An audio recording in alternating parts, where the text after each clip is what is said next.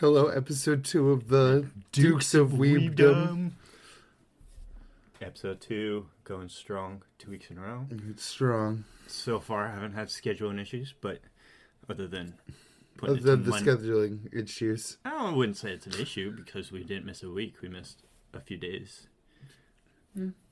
But, I mean, if switching it to Mondays means that you're more well rested, then I think it's worth it. So you're not, Appreciate. a zombie after this. Because that wouldn't be fun. Plus that puts us chomping at the heels of JJK right after it comes out. True, and well, because I think actually it probably, I mean, it's not that big of a thing, Monday, because when does JJK come out? Thursday? Sundays? Right. Yeah. Because, I mean, maybe for, like, spoiler purposes, but it's like, I mean, if you're watching manga podcasts that talk openly about manga the day after, maybe you should read chapters first. But in terms of to keep something more spoiler proof, putting it on a Friday. Yeah, because, I mean, who would watch manga podcasts about manga they don't read actively? No one's guilty of that. No, absolutely not. Sure aren't. I read My Hero, yep. I don't. I totally do. Speaking of My Hero, I'm actually going to talk about it for a minute. Without spoiling you, I know you have. You can spoil me. I have the biggest because it's not really vault of spoilers for My Hero. So I'm anime only on My Hero because I watch it with my wife every weekend. It's like kind of a thing. I probably would have started reading the manga if it wasn't for that. But so speaking of the anime, like the last 2 seasons, I think we covered this in the last podcast, was that The mid. That just, the first season was really good. I think season 2 with Stain was fucking amazing. The Tournament arc. Yeah, all of that was just I gold. even thought it started going downhill with the All for One fight. That might be a hot take, but I didn't love that. I mean, I liked it a lot because it needed to happen, and I think they did it in a good way, that All Might needed to step out of the spotlight. But at the same time, I didn't think killing All Might was the right move. So basically, eliminating him without killing him. I almost want to say killing him would have been the right move. Well, because in my opinion, well, not my opinion, but in my experience, that's always the case when they want to remove a character for something. It's always, okay, just kill him. So it's like, it's kind of like a different take, you know what I mean, than just following the static norm of let's just I'm not sure kill if this guy. It is a norm for Shonen to just... Well, I don't know, maybe... I'm just not thinking right, but... I mean, obviously, we lose characters. So I was just about to bring up JJK, and we've took heavy losses in JJK, but, like, Gojo gets sealed, he doesn't get killed. And at this point, it's almost like he could have just been killed, so... Yeah, but...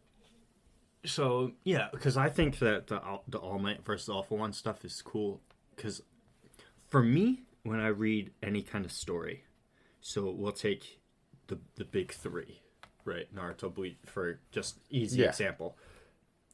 The most fascinating parts to me in those stories, My Hero, JJK, well, JJK is kind of eliminated from that because JJK, unlike all these others, covers it detailedly.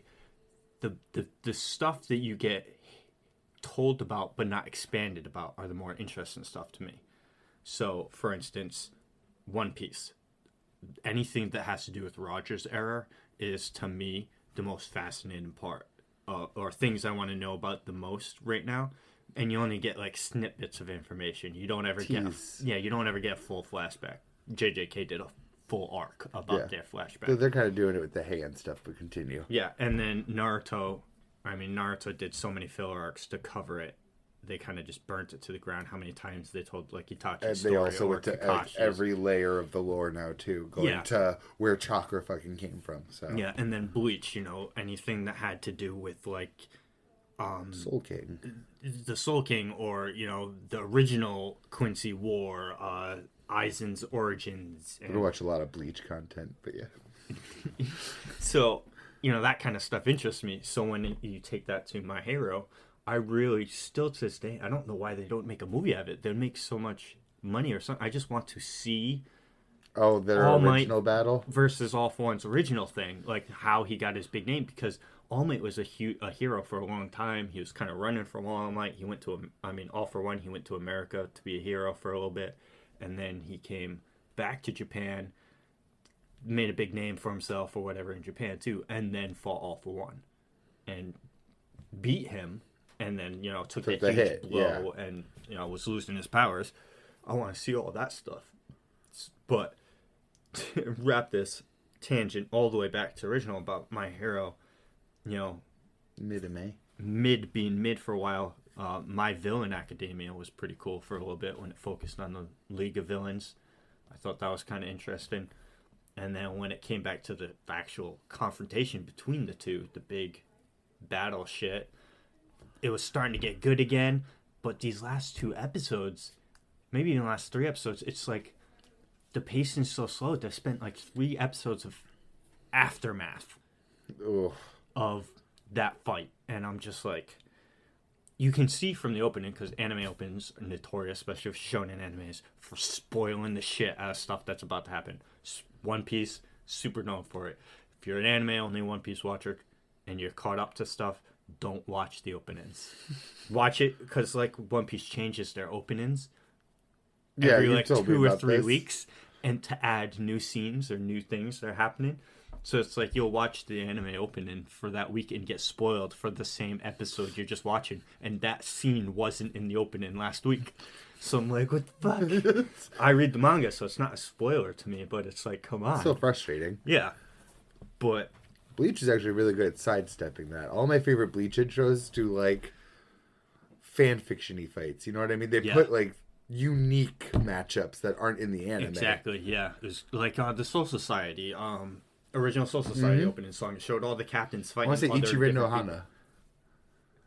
The lit one. Because that one... yes, actually, I think you're right. Yes, that one. I think it is. Yeah. Because at first it just flashes all the characters, but then I think it goes into them with fighting. I know one of them is Hitsugaya fighting someone. Yeah, jumping off the rocks. Yep.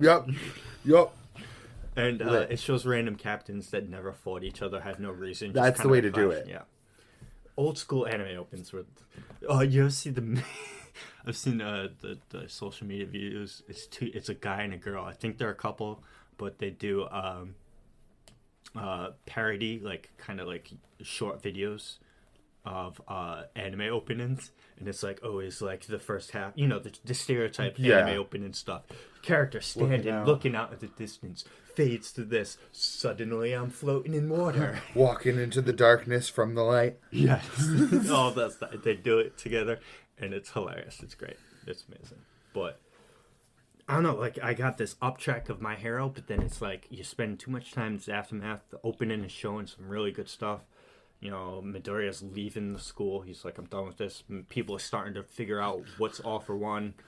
This is one of those great moments where it's the things I'm learning right now line up with the spoilers perfectly, and it's filling in the gaps without me having to watch or read. Right. They did announce, because... manga readers, I guess, have been in it for a while, but now the anime has finally stepped into that final act saga or whatever it is. It said it right at the end of it says the final act. For the anime? For the anime, yeah. It's kind of wrong. Well, I mean, it could be a situation because I know there's going to be an arc where he leaves the school. I know there's going to be another arc where a certain hero gets introduced, and then I think the final war happens. But this is all things I've gathered from spoilers. Right. Well, because it could be the same situation that One Piece is in right now, in the sense that they announced the final arc, but there is no word in Japanese for arc. 3 years. Yeah, because there's no word in the same word for arc and saga is the same thing in Japanese. So it's not split up like how us Western viewers would see it, as in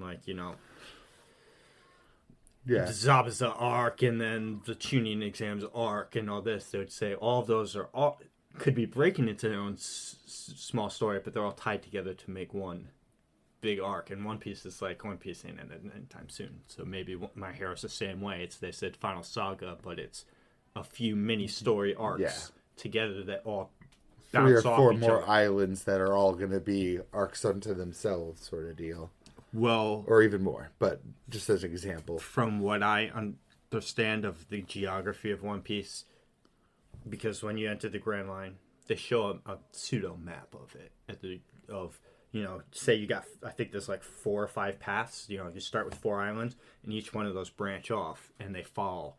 So if you start like Luffy's journey and everyone's journey through the Grand Line is one of 5 paths. Yeah.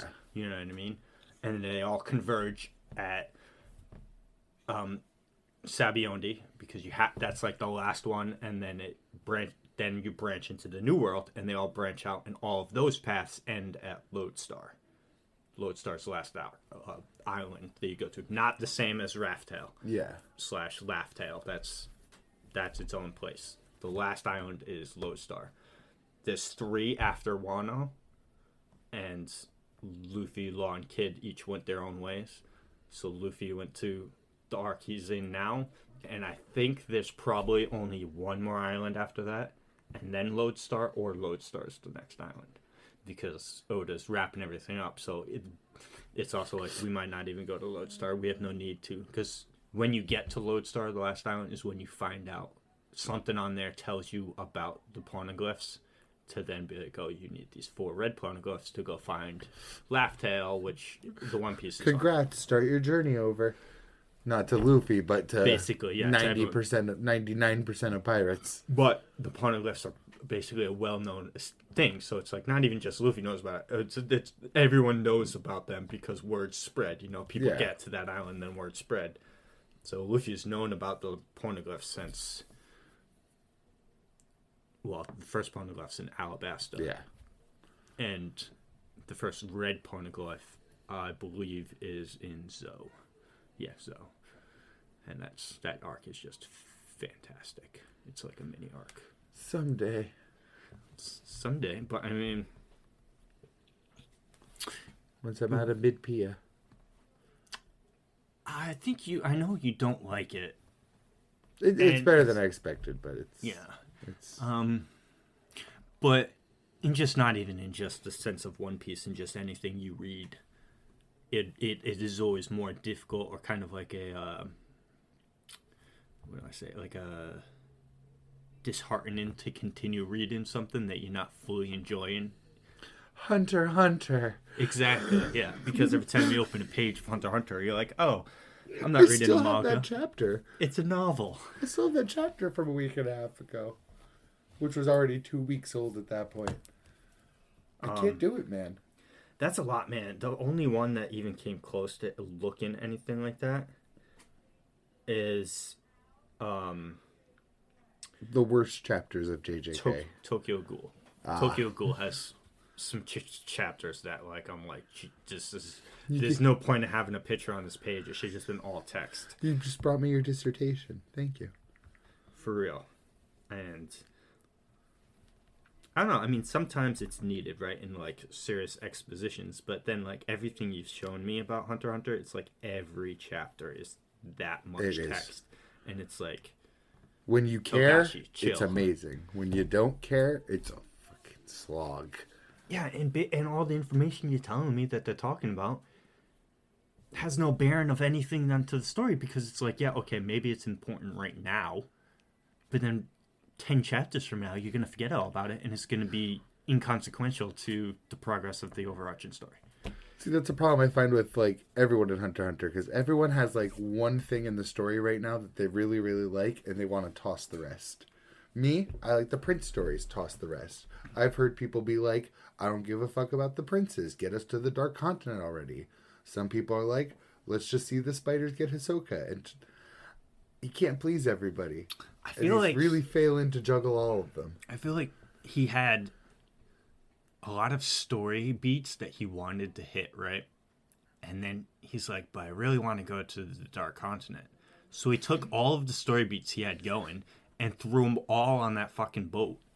Because why? And what do the spiders have to gain to go to the Dark Garden? There's nothing for them to steal. They're What does thieves Hisoka have to gain? Because the only reason the spiders are there is because they heard Hisoka was there. What the hell is Hisoka going there for? Yeah, and all right, Just to lure them on a boat? You could kill them anywhere. You had a better shot at killing all the spiders when you could separate them. Because honestly, too, because it's like, you gotta think, Hisoka's Nen ability is kind of just lame. It's him that uses the best of it. You know what I mean? And even with that, like, lesser Nen ability, if you want to say, look at like the amount of precautions that Crollo took to fight this dude. And if he wasn't in that crowd, that would have been way harder of a fight for Crollo than it was. Crollo would have. Honestly, all those precautions he took tells me that Crollo knows he wouldn't win that fight. Like in any other circumstance, he needed to go to all of those lengths. Like if he took one or two of those steps out, I think he might have just straight up lost. But then at the same time, you got to give Crollo the credit because because it was a ploy when he fought the Zoldycks.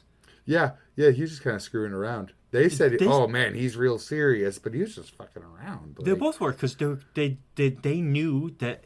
They pretty much danced, and he's like, "I'll pay you." Oh no, they like danced. He's like, "I killed your bosses." Yeah, because he contracts Lumi to kill them. So it was like the two contracts. So the Zoldycks were double dipping. They're like, "Okay, we'll take the money." That's good. Bye. Yeah, that's so. Good. Yeah, Crollo is definitely a strong fighter, but he definitely seemed like he was intimidated to even take on that fight. I want to say. Like, yeah. Of course, he walked in there with all the confidence in the world, swagged out. Like, because he knew he was going to win in the sense that he took all the preparations to win. But you don't borrow six people's powers about a dude you think you're going to beat. Well, no, that's what I mean. He wasn't, without that, he wasn't confident. I think he was confident because he had that. You know what I mean? He knew. Like I already figured out this whole fight, exactly how it's going to go, start to finish. Yeah, and that's why I'm like, why do you bring him on the boat? I almost feel like the boat's a horrible place to fight Crollo if he still has all those powers. I mean, you haven't seen it, but there's a load of people on this boat, especially where the spiders are, the bomb half. That's where the commoners are. You showed me the size of the boat, and it's outrageous how big it is. Which still, and it's like same thing. I get it. You want one of the original three, Leorio, Gon, or Krapka involved in the story. So yeah, you make Krapka the guard of one of the princes. So that kind of explains why he's there. But really, the only people that should be involved right now is Jing and his group, which I haven't even heard you talk about the dude. Where's he been in this whole thing? No clue. If I'm not mistaken, if I haven't missed a panel, or if it hasn't come up this newest chapter that I still won't read, I haven't seen Jing or Pariston. Period. Because they're both on the boat. Because Jing is the only person that has a reason to go there, because that's his whole thing, is archaeology explorations and going there for Beyond Netero, right? Don't they have some kind of, do they have a link together, or are they separate?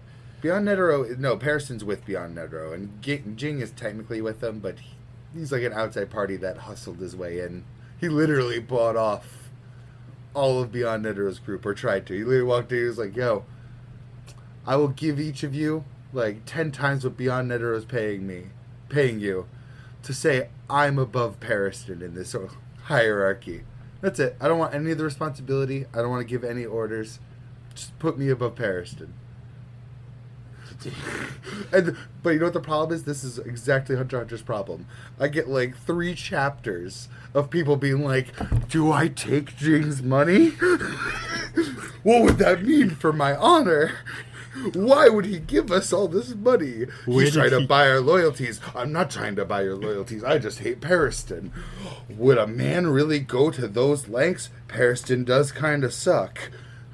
Like 3 chapters worth of it. I swear to God. I just stared at Jing being like, "Please take my money." How loaded is Jing anyway? You can join us, but instead of giving me the money, I want you to donate it to our military. This is like straight up actual conversations. You know why Jing's so rich, actually? Because he's an archaeologist, so he finds all of these priceless archaeology artifacts and just Loaded. fucking sells them on the black market. Maybe gets royalties on every sale of Greed Island. Oh yeah, he's part of that too. Yeah. Because that had to cost some big bucks to make too.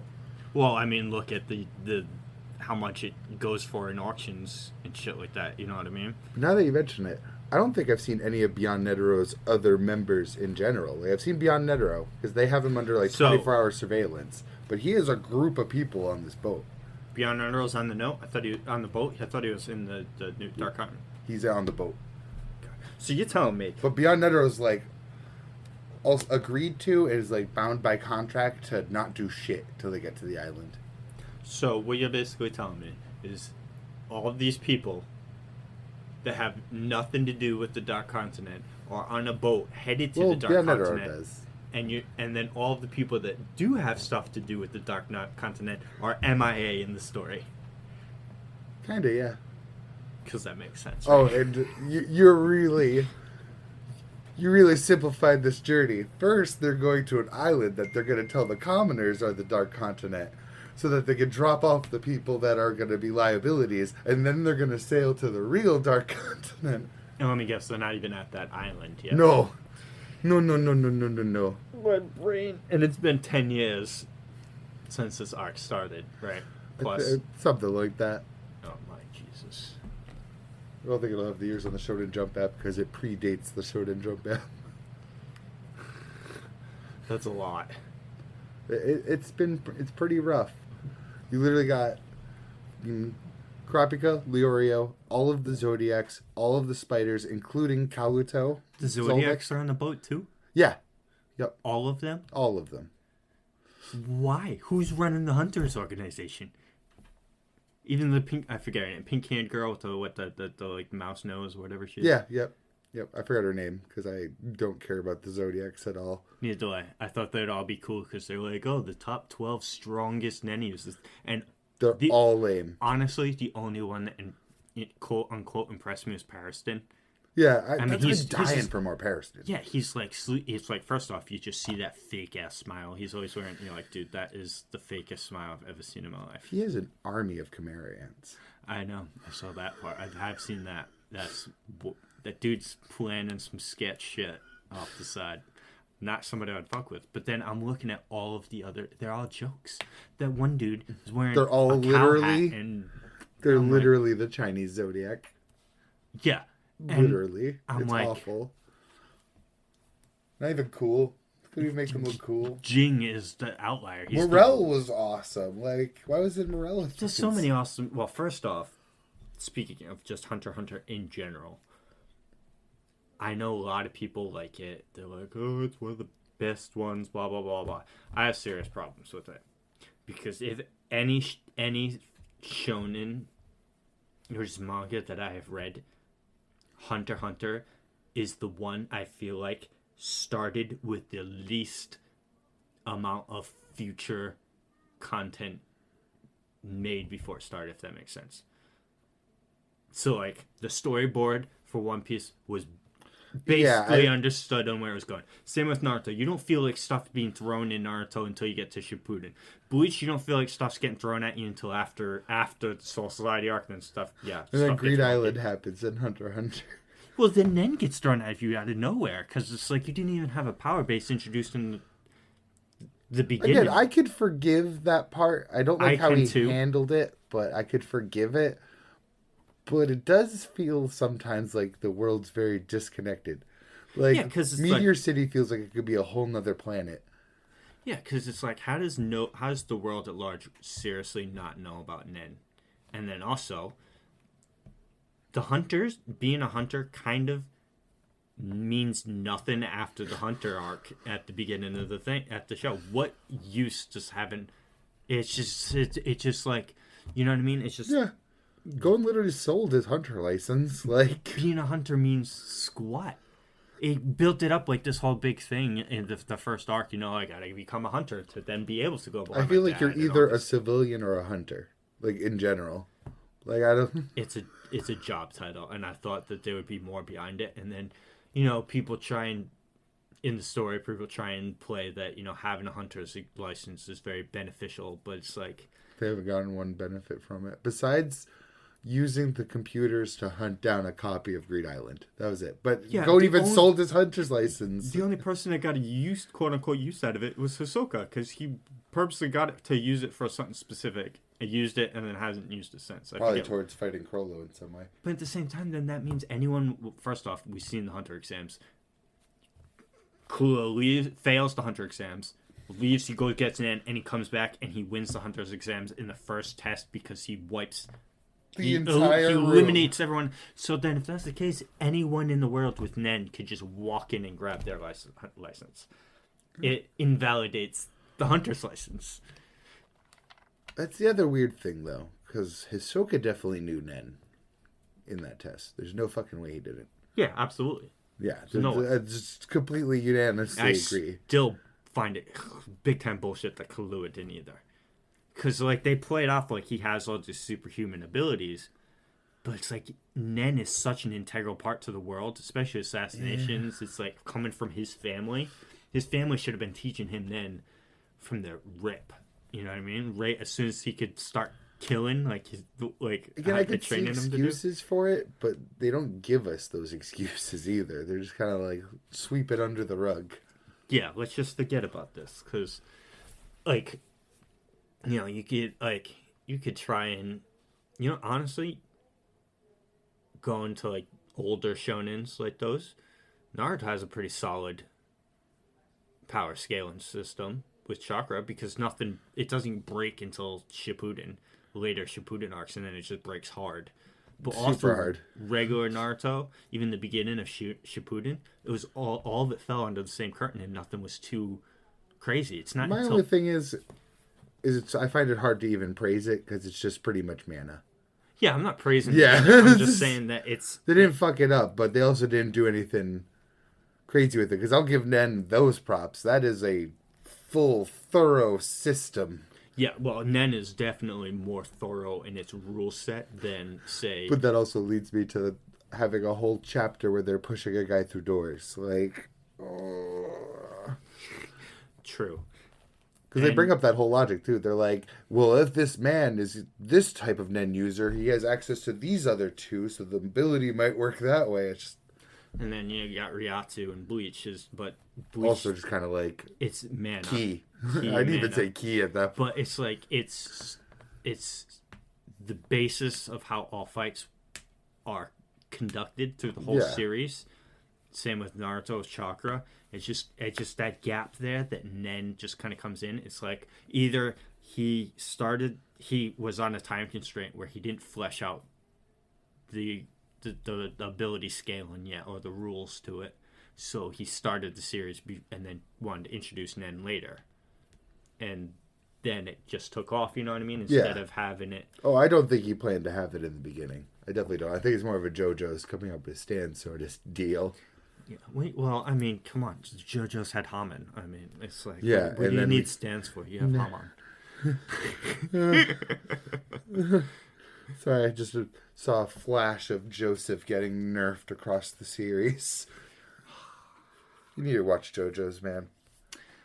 I do, and I was going to until I actually went down and sat down to see how long it is, and I was like, what? Just finish part 1 and start part 2. And then part 2 will fly by. I can't... No promises on part 3, but part 2 will fly by. Part 3 is Stardust Crusaders, right? Yeah. And part 2 is...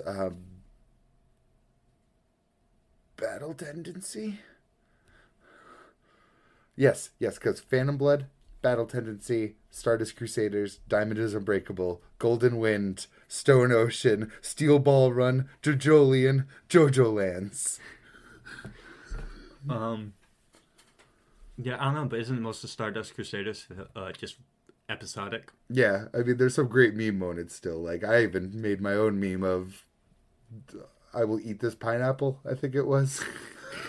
Or, like, I love pineapple, and he just straight up, like, pen, pineapple, to the pineapple. Pen, pineapple, apple, pen. It is a slog. I'm still not done with part 3. So I am selling you something I haven't finished, but watch part 2.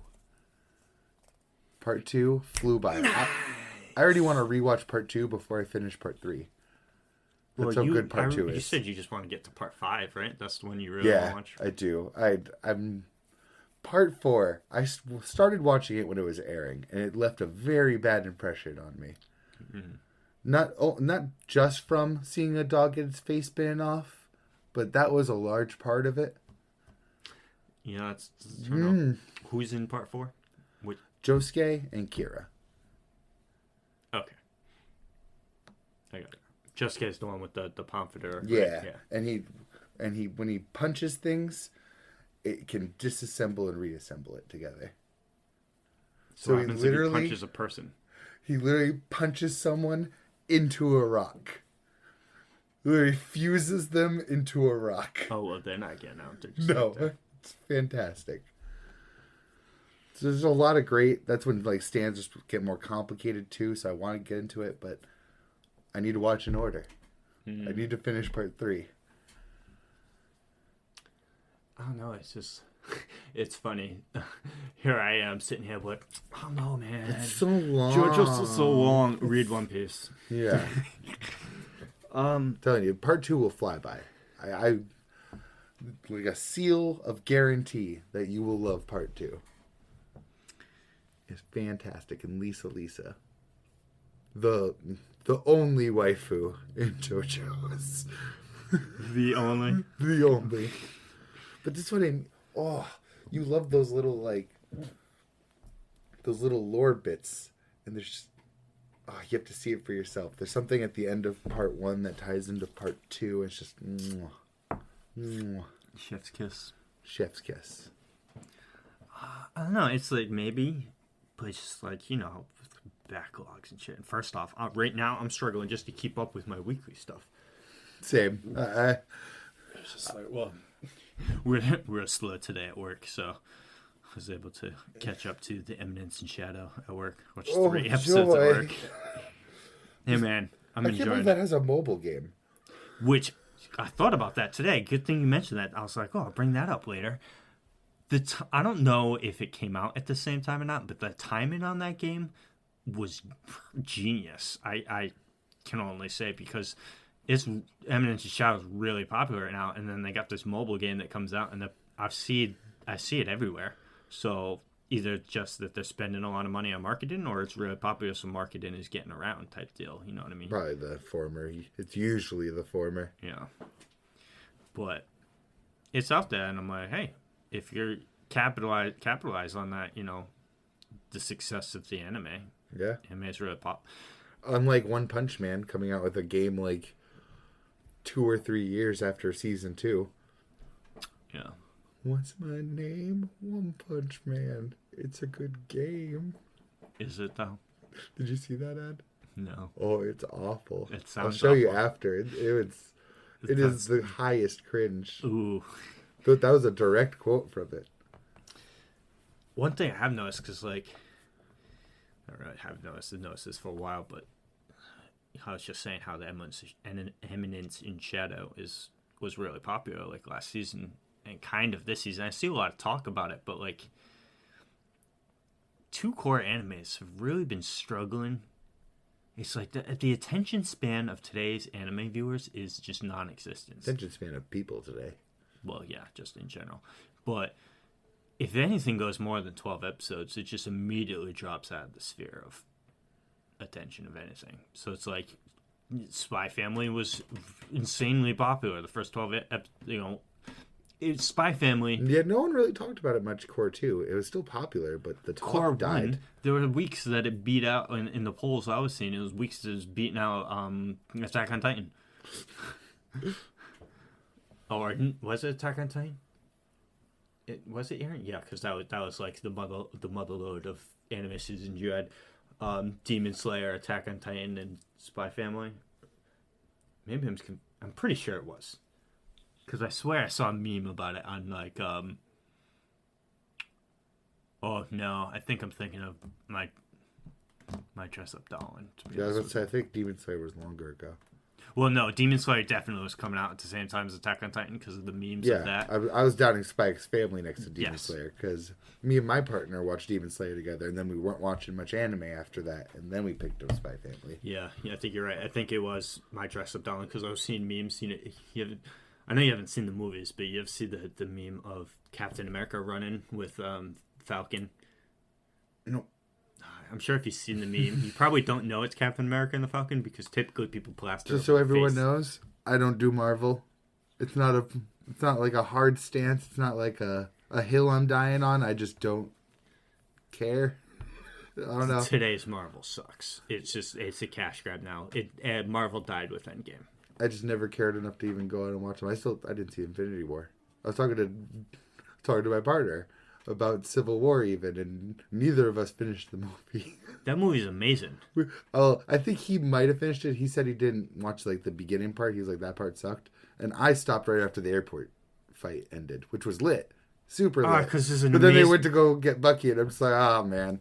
But I'm then gonna there's stop an this epic movie. fight at the end with Bucky, Captain America, and Iron Man. I seen it on YouTube at least. There you go. I mean, hey, whatever. Oh no, It was a special thing, Marvel. You know, they did something that no one else that was never tried before. Before like 10 years ago, I would have been like, man, Marvel slaps the shit out of DC. No, you know what it's yeah. In comics, I mean, in comics and everything in general. Because even like the X-Men cartoons, I was a big fan of those as a kid. DC cartoons slap though. DC cartoons also fucking slap. Justice League slapped. Yes. But my modern age now, my aged wine, I watch none of the Marvel movies, and I watch like all of the DC shows. Watch Doom Patrol, I watch Titans, I watch Peacemaker, both Suicide Squad movies, the Batman. You, like the intelligent man you are, have dropped the Flash though, because I've seen scenes from the new Flash I stuff. just never like Flash as like a character. Oh, CW. Oh. CW Flash. Oh. Yeah.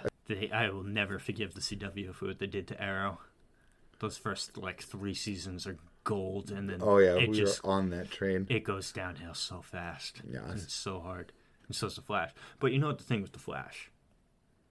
The Flash is as strong as the plot demands him to be.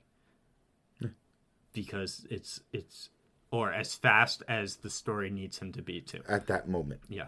It's always, I can't go fast enough. Now I can go fast enough. That's the Flash. Yeah, how does anyone ever get away from the Flash? How does anyone die around to the Flash? He's the dude. Oh, I'm sure there'll be. Is so. Let's be frank, dorks with answers in the comments. I'm sure. But it's like the Flash is so ridiculously fast that he can go backwards in times by running forward in time. It's like, what? The dude, what does he do? Lap time? Does he go past the future and just Mario's or Pac-Man's to the past? Well, because technically, I don't know how they explain it, because in real life physics, the closer you get to the speed of light, the slower time moves for you relative to an outside observer. So technically, the closer to the speed of light you get, you're technically going into the future. So I don't know. Yeah, it's almost like this is a really weird way to put it. It's almost like aerodynamics, but with time. Yes. Like you're piercing through the time more efficiently. Less drag. But so I don't know how they explain the Flash going fast enough to then go backwards in time. I don't know. But regardless, it's like, okay, you're a burglar. And you got a hostage with the gun pointed at its head. A gun pointed at the hostage's head, right? And you're like, don't move, Flash. And the Flash is like, oh no. What? You could get to that you could run from wherever you are to the other side of the planet, make a glass of tea, drink the tea, take a shit in a fucking toilet somewhere, run back and move the guy before the bullet leaves the chamber. Before he pulls the trigger. Yeah, that too. It's like, it's just, that's why I'm saying it's like the Flash is... There's never going to be stakes. No. My problem with the Flash is the villains are all basically the same thing. I'm fast or I make slow. Because what else are you going to do? I've seen a lot of people on the like Facebook videos to make fun of make fun of the show. Like, Oh yeah, the opening, Charlie makes fun of CW shows. the opening of The Flash. I'm Barry Allen, the fastest man alive. Actually, Earbud Fawn, Zoom. yeah, just each new season, there's somebody Yeah. flashed faster than the Flash. But yeah, so DC is the movies. I don't know. I just don't like the DC movies. Marvel did. Did you watch Suicide Squad yet? The second one, the James Gunn Suicide Squad. No, because the first one was just not good. Oh. So I don't know.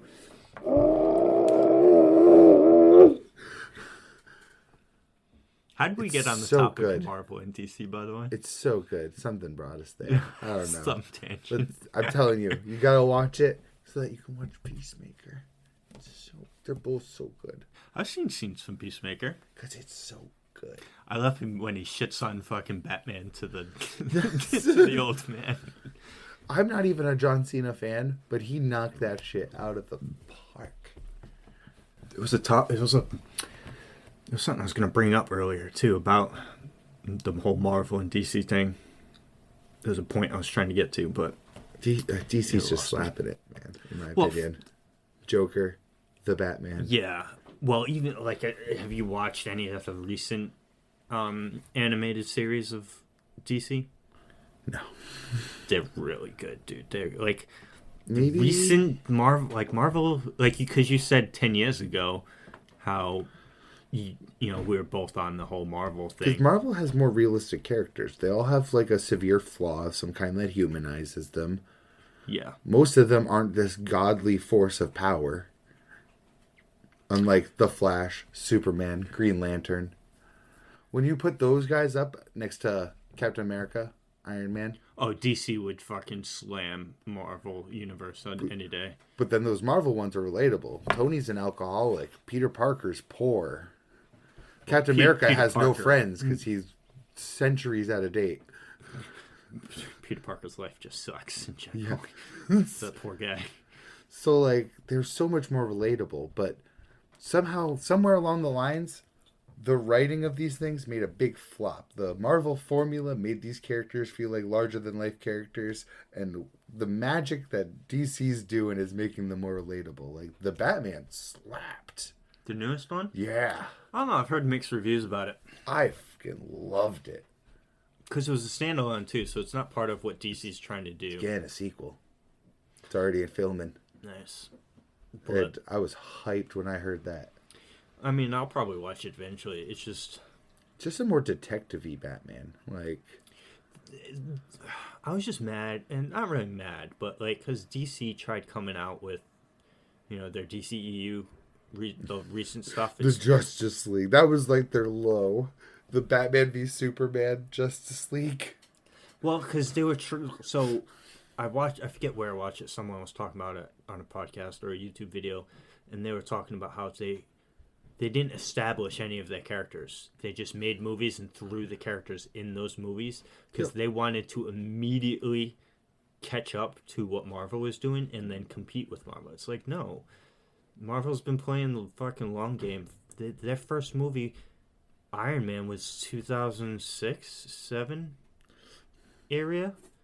That's when it started, and they're here now. Just 15 years later, and you're trying to 5 years ago? You gotta find your own niche. What was Batman? When was Batman vs Superman? I say 5 years ago. Oh my god, it's 7. probably like 10. I have no little clue. Yeah, recently I've been really bad at. Oh yeah, this Time was dilation? yeah. Yeah. This was 2 years ago, because 5. That just happened to me, and I forgot what it was.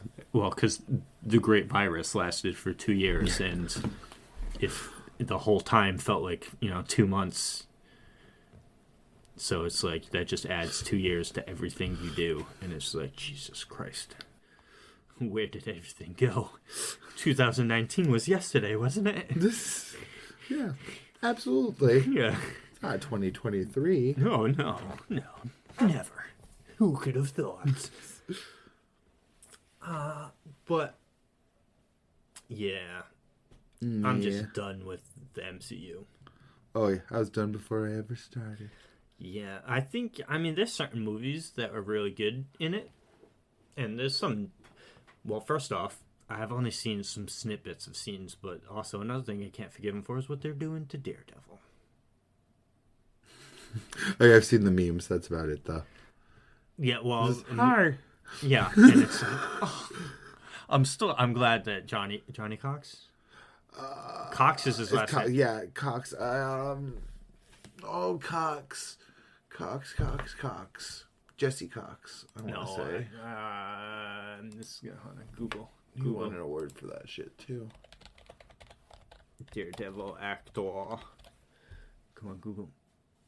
Charlie Cox. Charlie Cox. Yeah, so I'm very happy that they still got him to replace his role. But like, Netflix was doing good with those, but I think they kind of flopped on Iron Fist. Oh yeah, well, I mean, I still liked it. It was alright. I'll admit that it wasn't the best. It wasn't great, but Jessica Jones. I found enjoyment. The writing was pretty bad. I think the writing was the main fault too, because I think the guy that was playing Danny Rand, yeah, I thought he fit the role well enough, but I thought the writing was really weird. Like, they really made him not learn his lesson for a long time. I still do love when Daredevil kicked his ass in The Defenders. Such a good. This is what I mean. This is like I think that was one of the last moments I could just turn my brain off and enjoy something. Was The Defenders. Nothing really bothered me with it, even though it wasn't like spectacular. I just let myself enjoy the dumb fun of it. I don't know. I mean, well, actually, no, I do know. I do that quite often with my mid-isekai animes that I watch. I can't turn my brain off anymore. You know, I've thought about this, and it's not like a jab at you, but over the years, I'd say maybe for the past like 7 or 8 years, you stumbled into that like critic role for yourself. And there was a lot of things that 8 years ago you would have watched today, but then today you won't watch today because of the journey you've taken over the last like 5 to 8 years. Yeah, you've turned that critic mind on, where you gotta not that you gotta criticize, but you can't just. It's my suspension of disbelief, and that's why I bring this up a lot too, because it really does come down to that. Like, I don't want to be critical of something, but just something comes in and just hits that wall and just smashes through it. Like last week, I was complaining about Doro Hey Doro, but it's just these little tiny nitpicks, really. Like, it's a series I enjoy. I'm buying the physicals. I'm on like volume 8 of buying the physicals, so there's a lot I enjoy there. But it's just like these small, tiny little lore beats that hit my brain and just shatter all of that good that was built up. So I get that in certain things. Like, I'll get hung up on specific moments that will irritate me or infuriate me for a little bit, but then I do still have that ability to turn it off and watch mid content or lower or even lesser content, quality content, and still be able to turn my mind off and enjoy it for what it is. But like, it has its limits. For instance, Demon Misfits Academy with Anos Voldegold. Even you saying its name to me. I really, really enjoyed season 1 a lot, but then season 2 is airing right now, and I just have zero interest to watch. I haven't watched because it's garbage. Season 1 was pretty cool. Oh, right? But it's like the isekai genre needs to go away. Why can't you have the same premise and just be fantasy? Why do you have to have the isekai element? Why are people watching it though? That's the part that kills me. Self-insert. At the same time, though, it's like, why? I'm not even sure who's self-inserting themselves as the sword. Who's self-inserting themselves as the smartphone guy or the vending machine? Those two are really bad, but I hear the sword one is really good, and I plan to watch it. But who's self-inserting as the bitch that gets the Demon King? Like, all these villainous ones that are coming out now. These people just watch it because it is isekai at this point. Yeah. Because it's like, the self-insert was still there. Like, you can self-insert into a fantasy show or just a regular thing. Why does it have to be an isekai if you just self-insert? Why do you need to think you have to get transported to another world or whatever? It's fantasy. It's supposed to remove you from reality, not take you from reality and bring you into the. You know what I mean? It's just wholly separate. You know they're watching just for the fact it's isekai, because all these shows have to put the premise in their name to grab those people. They're like, hey, if we don't scream we're isekai from the rooftops, they might not buy into it like they bought into Sword or Vending Machine or Cooking or Library. I forget which one. It was one of those like offhand one. Well, I mean, I say that there's like 4 offhand isekais every season now. But they're all offhand. None of them are main or wanted. Yeah, but there was one. Well, honestly, it's probably like a few of them now. It's just like because it's like the isekai element is in the first episode. Once the character is then isekai'd, it's never really brought up again. But ones that I have been enjoying, like Uncle from Another World, that's peak. There's only one isekai I care about. Mushoku Tensei. You gotta say it. It's not the one. No. Well, I will watch Re:Zero. it. I will watch it. No, I don't even care. I haven't even finished season 2. You're like 3 episodes away. Just finish I know. it. It's still good. You know you like it. There's nothing to really complain about. Just keep watching it. No, there's plenty to complain about. You don't want to open that door. You don't want to open that door. There's lots to complain about. There's a lot of boring shit in season 2. I'm just going to outright say it. It is his longest death cycle. I don't even need to be that zoomer with a big lollipop being like, give me new, give me new. It's not even that. It's just, there's so many characters I don't give a shit about. The clone children, Garfield. I don't give a shit about Garfield. I don't. It took them way too long to give me the reasons to care about Garfield. By the time they gave me the reason, I didn't care about him. But I care about Subaru. I care about Amelia. I care about Puck. And I care about Mathers. Everyone else can fuck off. I care about the witch. I still need to know what that's all about. I do care about the witch. The witch stuff was interesting too. But then he comes back out of that, and I just lose it again. It's like a slog to me. It's a slog. Like, you gave me such high points as like seeing Subaru get eaten by all the rabbits, all these conversations with Mathers, and then everything else.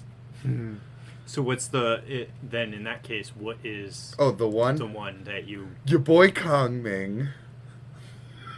Kong Ming? It's your boy Kong Ming. Is that the name of it? Yep, it absolutely is. Someone brings back Zhuge Liang from the distant past to come to the future to be the manager for an idol. Idols. You watch it? You've watched that? No, but I'm going to. It just sounds so good. I hear it's actually pretty. It slaps. Yeah, from pretty Giguk. Oh yeah, but so there's a few that I actually care about. Still, I care about Re:Zero whenever it comes back because it's still good. I will get there eventually, but it is losing me. So I care about Re:Zero. Mushoku Tensei is still amazing in every aspect. That one studio. It does look incredible. It does. I'll absolutely give that. I watched one episode. One episode? Uno. It's good. I mean, the main character has his problems, but that's part of his character. It does make him feel like more like a realized character rather than a self-insert, though. Yeah. Even though those factors are self-inserty. Yeah, and my big time boy, Overlord. I still have not watched a single episode. It's good. It's not that different in its themes, but in the sense that it's like, what if the main characters were the bad guys? Because Overlord needs to remind you in season 2 and 3 that they're the bad guys. I just had a flash of like all of the isekais where they become the demon lord. I know that's not Overlord, but the way you said that, what if he's a bad guy? I was like a sizzle reel of like, reincarnated as a demon lord. I'm the hero reincarnated as a bad guy. As if you... I don't really know that many that are like that. I mean, there are a few that have demon lord in the first one I was talking about. I said the name wrong, but he like... There was one recently that I watched that he became a demon lord only in the sense that it kind of ass-pulled at the end, because it's like, you're watching this... how not to summon a demon lord. Yes, but that was because he's not even a bad guy. Everything he does is good. I'm sure he's not. Because he was playing a demon lord character in his video game, and then was summoned into it as his player character. So he talks like that, but all of the actions that he does throughout the story would be considered a good thing. Ainz does not do good things. Season 1, Ainz does some good things because he's just kind of going with the flow. He's like, I need to figure out what's going on here. Where am I? What's happening? Let me get a flow, feel how this world works. So by consequence, he does some good things. But then the author's like, okay, Season 2, I need to let y'all know he's not a good guy. Well, the character is a good guy. It's just that he plays an elder lich, so he's now an elder lich. Elder liches don't really care about human lives, and the character brings it up and that's also times. about keeping the people that are loyal to you loyal because they expect you to be an elder lich. Well, because I might have seen the first episode now that I think about it. He brings it up himself that he is aware that killing people is quote-unquote wrong, but he feels zero guilt or remorse for doing so. They have, like, dungeons that one of the punishments for it, they don't specifically say it in the anime, so because it's pretty grave, but they have a torture dungeon that they have a special item, I think, or maybe the character special item that they give you that gives you excess regeneration, and they skin you alive every day and use your skin to make things with it. So they can't. I think that metal, dude. Yeah, they make low-level grunts, I think, in the army. So they'll torture you. They call it. Is it like a red flag that got me interested? Oh, dude, Overlords.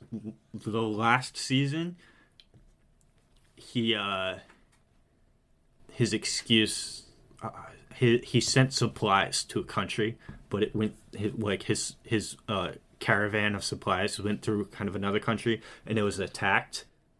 But behind the scenes, he perpetrated that attack offhandedly to like justify a war. Not a war, a straight up genocide. Yeah, that sounds like a classic not red flag. Oh my red god, herring. Not even that. No, false flag. False flag. Yes. Yeah. He reduced the entire nation to rubble, and all of the good guys in the entire series that you've been following are members of that kingdom. So he just systematically murdered all of the good guys you've been following through the entire series. There's not a one still alive. Damn. And the one evil bitch, maybe you'll pick it up, maybe it's a spoiler, but there's a princess that's just straight up evil internally. Like, she's straight up yandere. Outside, she's a sunshines and roses to everybody. I'm super awesome, but she's internally, she's like super evil. So the one good guy that's still left is a young, like a squire-esque character that is in love with this princess, and this princess is yandere in love with this guy. So she sold out the kingdom to serve the overlords, to let them turn her into a demon, and she paralyzed this dude so that when he woke up or whatever, and basically manipulated him into joining her as an undead to survive. So it's like mass manipulation of the guys. Is like, it's just, yeah. She knew the tides of what's coming. How she was able, her test to get involved was she had to do something to prove to Albedo, that one of the floor guardians, that she was worthy of it. She brought food donations to an orphanage that was poisoned, and made sure that the staff and all of the children of the orphanage ate it. So they just Lord. The Overlord doesn't mess around. There's one tiny human village, like right next to Overlord Ainz's capital, that he protects. And they're the only ones, because it was the first town he went to, and one of the girls there helped Ainz out. So he's like, cool, I'm just going to protect you now. I owe you the favor. And he gave her a high-level item that had a secondary effect that he never thought she was able to master it. So now she has complete dominion over just a goblin army. She just it's a whistle that she could blow and like summon. I think she could summon low-level monsters to help her battle, but she was able to unlock the secondary effect that summoned an army of goblins. So they have, because their village was attacked, and they fortified the whole thing, and she now has just an army of goblins that follow her around. And she's right next to Nazareth, which is, you know, it's just this power scaling is just outrageous. It's like the main strongest dude in the kingdom, Gazef, I think, was like level 20, and Ainz is level 100 because it's in. I'll be very interested to see how that ends. Like, what end they have in mind for that? So the whole point of Overlord is that he was part of a guild in a video game. He's now in the world of the video game, but the world is unfamiliar to him. There's new magics in the world that he doesn't know about. So it's almost as if it's wherever he stopped playing the game, it's years and years and years later. And it is canonically proven that he's not the first player to come here. There have been other players in the past. But I think so far as the light novels even are concerned, he's the only player currently in the world. But he's looking for his other guildmates. So he's like, okay, if I'm here, maybe my friends are here too. Which, because Nazareth is an online, his video game comes from was a PvP-based MMO with guilds. And they were the top guild. They were all of them were monster-type enemies. You know, he's an Elder Lich. They were the Horde. Yeah, basically. Yeah. And they were the strongest guild. And they made this dungeon their base of operations. It's got multiple tiers of floor. It's like, it's impenetrable, dude. The detail that they go into to how guarded the place is, I'm like, that's fucking ridiculous. 7 other guilds or something joined together to try and break into it, and they made it through like 3 floors before getting wiped out. I'm like, what? But he's trying to find these classmates, his guild mates, and that's it. But then also wants to take over the world. By doing so will make it easier to find that. But then I don't really know. I feel like I'm in touch with the author already. It's a man that played WoW for like 20 years. Everyone else quit, and he's bitter and sad, and he's like, shit, what do I do with all this life experience where I can make some sort of money or value back off of it? I'm gonna write a series about how bitter and sad I am about my lost guildmates and how much my game sucks now. That is how the story begins, because the game is. I am telling you, this man conveyed his whole life to me in just the synopsis of the story. Because that's how it starts. It's the game shutting down, and the Ainz character is Momonga is online. It's a man that didn't think Dragonflight would save WoW. Well, even. People will say that about WoW, but I don't think even without Dragonflight, WoW wasn't going anywhere. No. I mean, but from what I have heard, it's their first good expansion in quite a few expansions. So I'm happy for any WoW players out there. It almost made me think about playing it.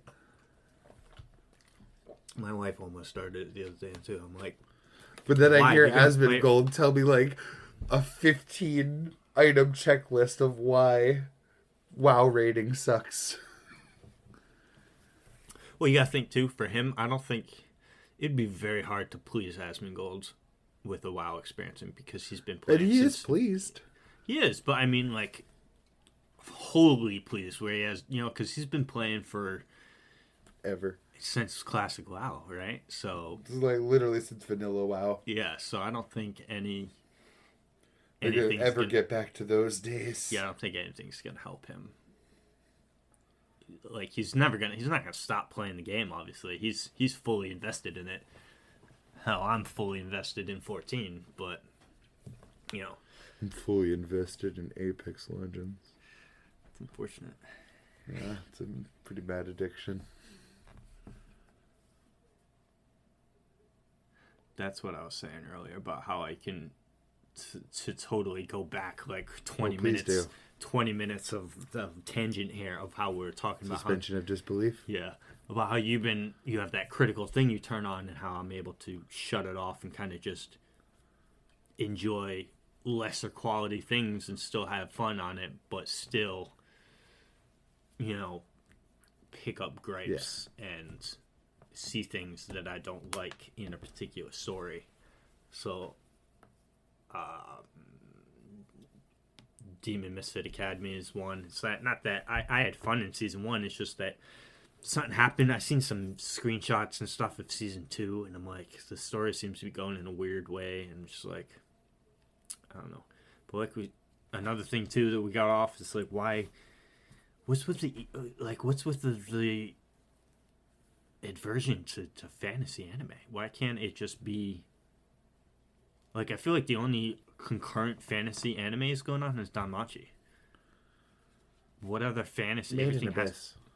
Oh yeah, I actually need to watch that. I heard great things about season 2. I haven't even watched season 1. I hear it's one to rip your heart out type stuff. Yeah. It looks like quite a few children die in it. Promise Neverland. Sag all around. Oh my God! Don't even speak those words to me. You need to finish that. I'm not that far off. No, but you need to finish it. I do. But speaking of suspension of disbelief, that kind of like goes with like why my heroes ruined to me. Why Attack on Titan is hard for me right now, to be honest. It probably wouldn't have been that bad if they just fucking put the whole season out in one and not split it between 6 different parts and then a subsection of last course. I'm not even sure if that's the problem, man. Because I mean, me and my partner picked it up pretty late when there's like a whole bunch of episodes. It really is the content. I was enjoying it quite a bit, but it was I remember, because Attack on Titan was one of the animes that I was able to actively avoid any major spoilers for. That probably helps. But I was still aware of some certain discourse, so I knew, like when Attack on Titan ended the manga, I was aware that the ending split the fan base. Yeah, So there's like, it's 50-50 in whether people hate the ending or love the ending of how it is. And I have the general gist of it now. There's just too much going on now to avoid Attack on Titan spoilers for me. So I thankfully have mostly avoided spoilers. Like I said, I don't know how, because I vaguely know the story beats of what has to happen in the rest of the series type deal. And I'm of the opinion on, I don't know why this next part is in 2 parts. One in April and one in the fall. And what are they going to do? Put 2 episodes out and then 2 at the end of the year? 4 and 4. Because I don't think it's a movie. I don't think there's enough for 8 episodes left. Because it's the rumbling started and the only thing left is the operation to stop Eren and then the conclusion type stuff. The aftermath. You fit all the aftermath in 1 or 2 episodes, and then the episode, you're not doing filler content here because this is no. Well, they might, but I saw some leaked screenshots from Demon Slayer season 3. This season's a good one too. That's another one because it's like that's one. That one's where it's just dumb fun. That's one where they never break my suspension of disbelief. Not once.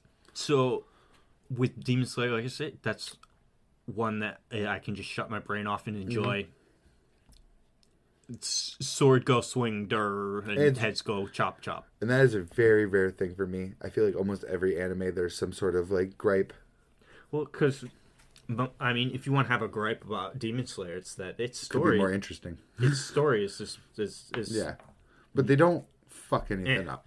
No, and they stick to the beats. You know what I mean? They don't stray off. And a lot of people, there's never a moment where I'm like, man, this author made some sort of mistake and had to pivot the story. And I think that for like everything.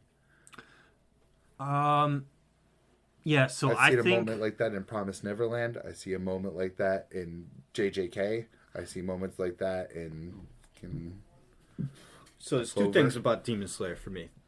I think, one, I'm surprised that with its popularity, the author hasn't started a side story about Demon Slayer. Whether it just be a new character or there's a side manga.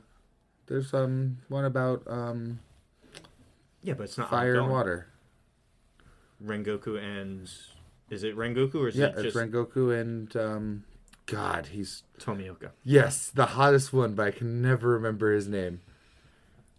By far the hottest Demon Slayer character. Is it ongoing? Because I don't think so. I don't know if it's ongoing. It was a few volumes long, but it was a side story of Demon Slayer.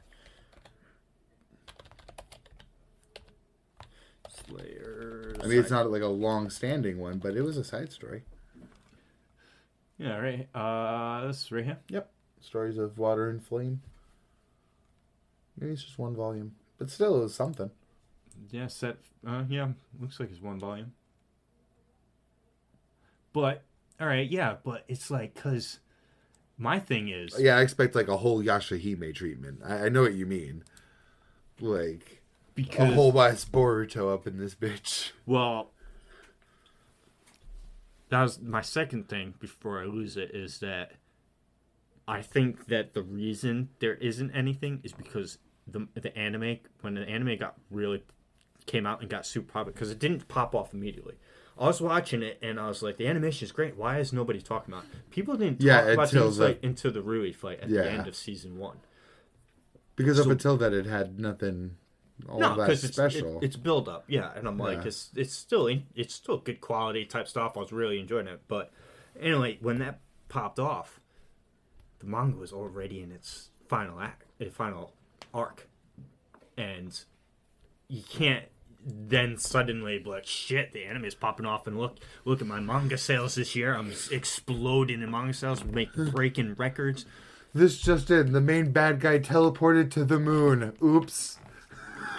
Guess this journey's longer.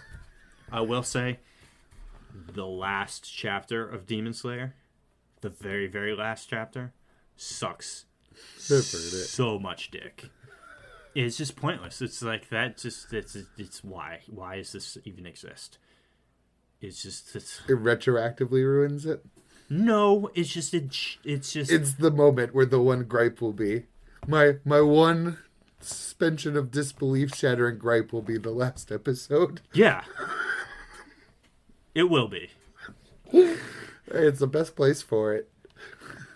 It's not like it ruins anything because the whole story wrapped up, and then you get all of your conclusions for all your characters, and then you're like, oh cool, the manga's over, and then next week it's like, oh, there's another chapter. Okay, what is this? What am I reading right now? Why is this chapter even a thing? It's just, it doesn't fit with the story at all. There's a lot of really bad last chapters and a lot of divided endings, but I want to point out what I thought had a really good last chapter. Not like amazing, not like a Code Geass level ending Giga Brain, but like just a really solid final chapter. What's that? Hell's Paradise. I really liked that ending. Yeah, that was a good ending. Where they come back to shore, wrap up those last few plot beats, and then give us that nice after. And it's quick too. It's just like, this character is doing this character is into this now, and have a nice conversation, and didn't fucking... God, I can't remember his name now, but wasn't the main character sleeping through that whole conversation at the end too? Yeah. Yes, and it was still fantastic. And he woke up at like the very end, said a few words, and then walked off with his wife. Amazing end. Beautiful. You know what? Excuse me. What anime has the best ending? Besides Code Geass? Yes. Naraku will get him someday. Oh God. Man, Original Inuyasha ending. I was such a huge Inuyasha fan. I was an enormous Inuyasha fan. I'm the kind of Inuyasha fan that would have snuggled up with a Sesshomaru body pillow, whispered sweet nothings to it, dreamed of being in like Koga's band of wolves. Like, I was full cringe Inuyasha fan. And I still couldn't go back and watch that final arc when they came out with it. I don't know what it is. Well, because they've come out with two things. Because they came don't out speak with Yashahime to me. That silence. But they also had the final arc, which they came out with like a decade later. I'm still so not for Inuyasha and Kagome. Oh yeah, you're Kikyo Kagome. I was gonna say Kikyo Kagome. That's the pairing. And then Koga Inuyasha, and we're good. So I think I'm always for that though, in the sense that if there's you like the childhood friend, the main coupling. Yeah. So if, for instance, take. What a transition! What a transition! The fact that I'm even gonna bring this anime, the shit garbage anime up, fucking Fairy Tail, is a good example of Fairy Tail set up a perfect romance between Natsu and the fucking Lucy. No, not Lucy. That's the main character girl. Yeah. Fuck her. The silver-haired girl. It's just set up this whole huge backstory between them.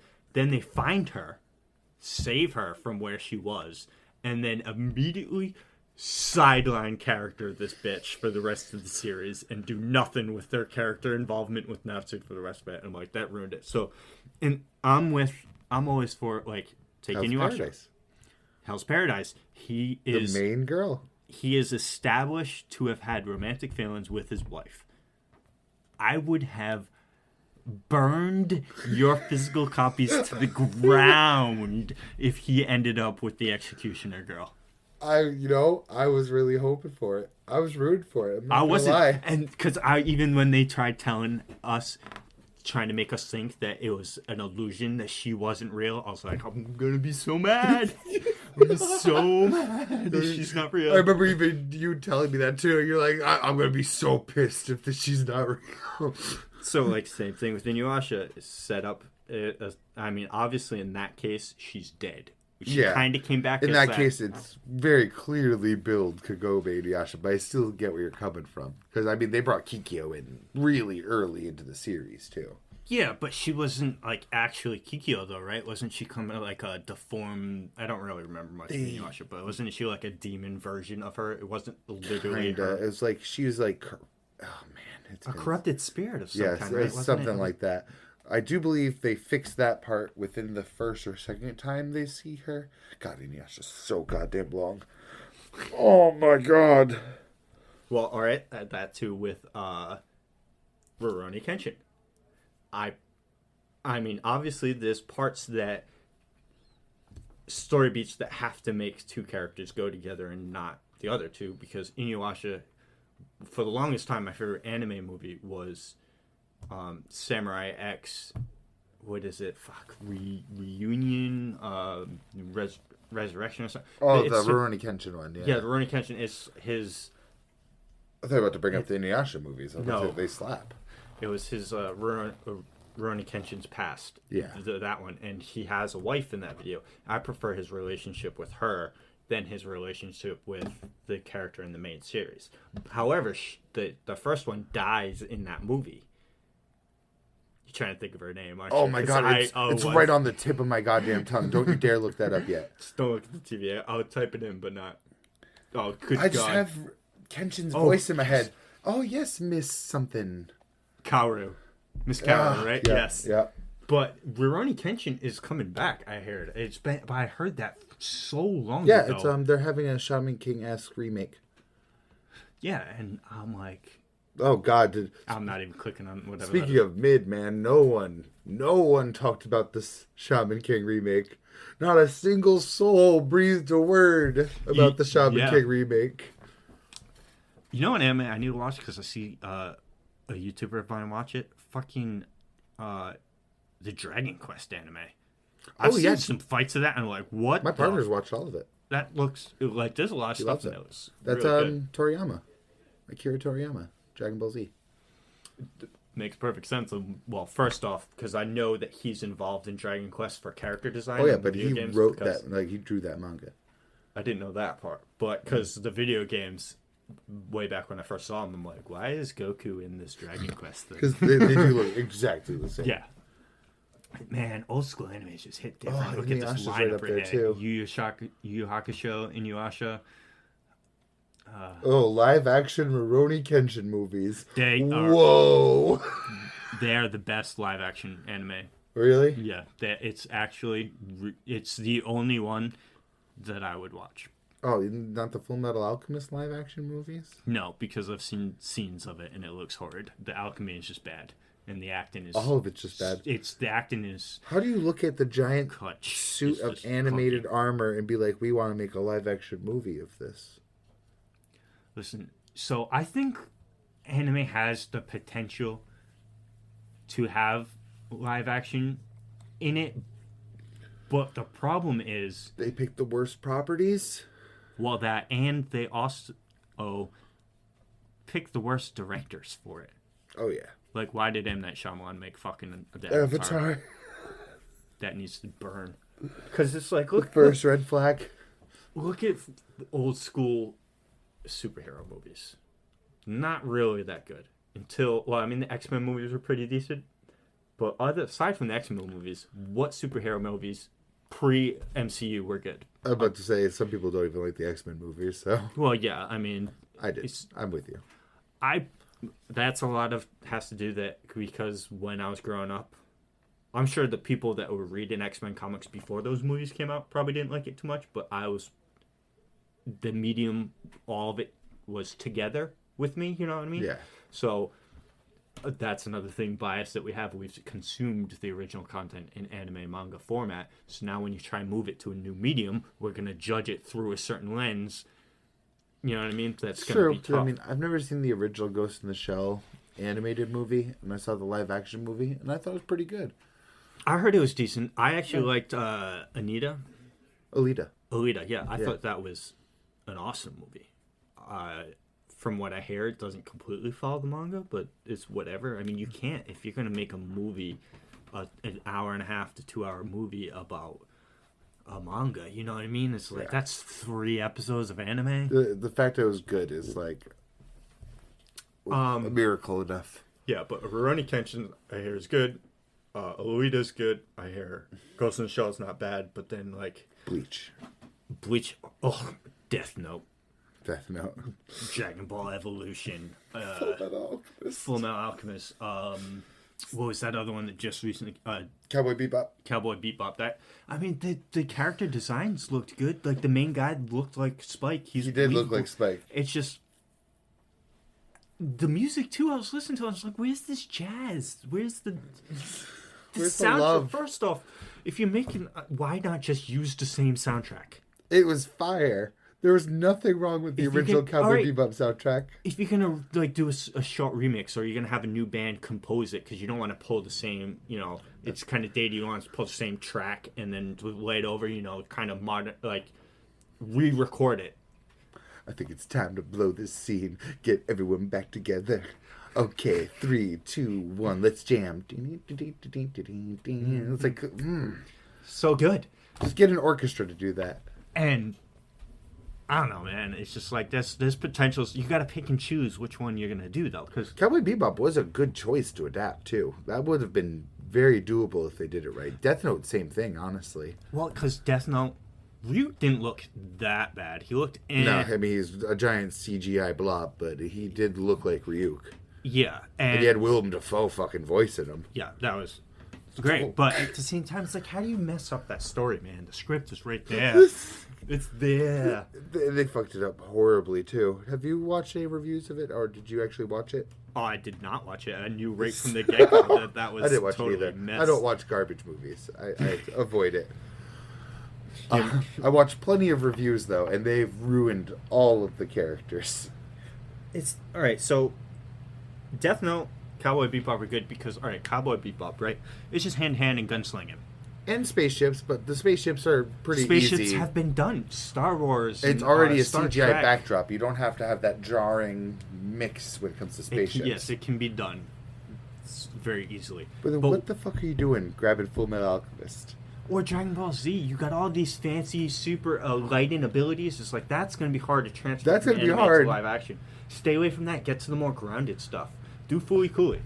Yes. The part that kills me with Full Metal Alchemist is not even the effects that like bother me the most. It's the costuming. It looks so bad. First, that's another thing too. Why are you not just hiring professional cosplayers to make your wardrobe for The you? fucking State Alchemist uniforms look terrible. They bought it off Wish. That's what they did. They went to Wish.com, Awful.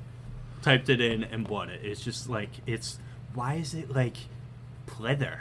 It's just, it looks like a Halloween costume. Yeah, it looks like Halloween spandex. And it's just, or not spandex, Halloween, you know, the latex, Halloween style latex, where it's obviously not real latex, it's not leather, it's just weird in between. Almost like tent canvas. Yeah, and it's just like, why? That's garbage. What do you... Like, if you didn't have the means to do it, why did you look at it and say, hey, let's do it? That's why I want that one. I'm super skeptical about the One Piece series that's coming out. How are you gonna make Luffy's Why did you even devil fruit look good? Have you seen those character designs? Is there a live action Naruto yet? Has that happened yet? Let's not. Oh, how has it not happened? It's the Naruto fandom has suffered enough. Let's not. I want to hear them drop a big fat believe it. I want to hear it. I'm gonna be Hokage. Believe it. No, please. I think there's potential in if they get it, because like, listen, Hollywood's got to do something to change their formula up. They're running out of ideas, or maybe they don't, and they sink or burn.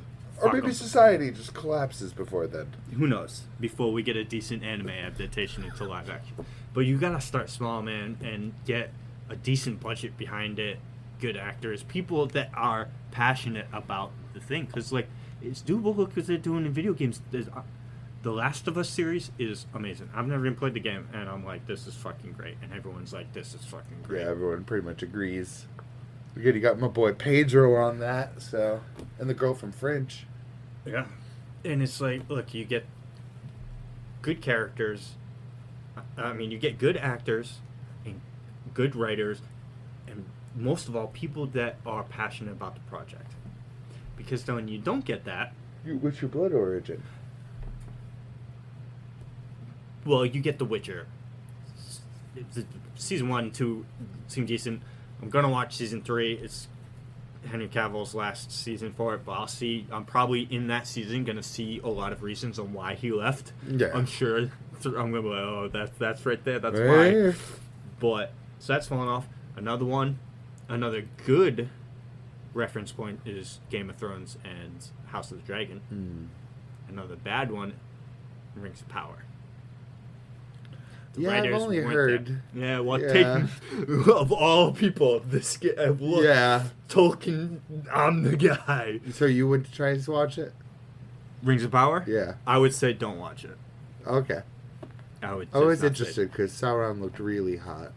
And I see someone on my Facebook that cosplays Sauron, and he looked really hot. It's my problem with it is the lore changes. You would not have modern fantasy without this story. It is the most influential story. It's also the story that has an entire book encyclopedia of the lore. It's just the script is there, and I know you can blame the Tolkien estate for some things in Amazon because technically the show is about the appendices of the Silmarillion. It's not even, they don't even have the rights to any of the books or anything. So now they definitely don't have the rights to any of it at all because Embracer owns it. Embracer Group bought the rights to the Lord of the Rings as an IP. Oh. It was after Rings of Power was produced, though. I wonder if they'll keep doing stories about it, though. Well, because I'm sure they own pieces of it. But, so they changed, as you know, I'm huge, big time into it. And just for years I've been, and I was so amped for it because I've always wanted, not necessarily that specific time frame. I personally still want the first age brought to screen, and this is the second age, and closer to the end of the second age. But a lot of things are happening in it that just didn't happen in the second age. They happened in the third age. And they're just certain story beats, Galadriel's whole character is ruined. I mean, perfect example of modern femininity problems that they say they want strong female characters. A good female character is a good character that happens to be female. Not a character that is strong because she is a female. You know what I'm trying to say? Yeah. Make a good character, or write a good character, and just then make that character a female. You don't have to be like, I am this, that, and the other because I am a woman. I think of the Batwoman with the song in the background. I'm a motherfucking woman. Yeah, so it's just everything that the character Galadriel does in the Rings of Power is the complete opposite of anything that the Galadriel of the books would do. This Galadriel is vengeful, fucking angry the whole time, all she can focus on is hate and war, and then it's just a complete opposite of Galadriel in the books. Her husband is just completely MMA. They don't even mention him for most of the series until like the second to last or the last episode, and they're like a power couple in The Lord of the Rings. They work together, and it's just, I don't know, man. There's a lot of things that I could break down in it, and it's like the dwarf stuff was pretty good. A lot of people are like, "Oh, black dwarfs, fuck off!" Right? No. She killed that lady that they talk about. That woman is amazing as a dwarf, because it's the first female dwarf that we've seen on screen as a Tolkien fan. Yeah. And if I were to envision a female dwarf, that's her. She perfectly like, literally nailed it. It's this woman. And I'm like, she knocked it out of the park. The Durin character, amazing. Elrond's pretty good. I like him. Elendil is good. Isildur, they're trying to put him as like a teen going through some problems, so we'll see with him. And I don't know, there's some drama that because they think that the problem I have with it is because they think I can write a better story about Lord of the Rings than Tolkien did. And it's like, no, first off, no, you can't. Just follow the story and the fans would love it. You know what I mean? And it's just like, and I'm not alone in this feeling. Like, every creator that I follow says this. A lot of creators were shilling. I hate to say the word shilling, but they kind of were. Because there was a lot of, like, Reddit. I follow a lot of Reddit, different Reddits of just like lore dumps, people talking about the lore. And there's a lot of like TikTokers that are on Reddit too and stuff like that. All of them were saying everything was so amazing, this, that, and the other. Oh, it's gonna be great. And then when it came out, we're like, well, it's really not.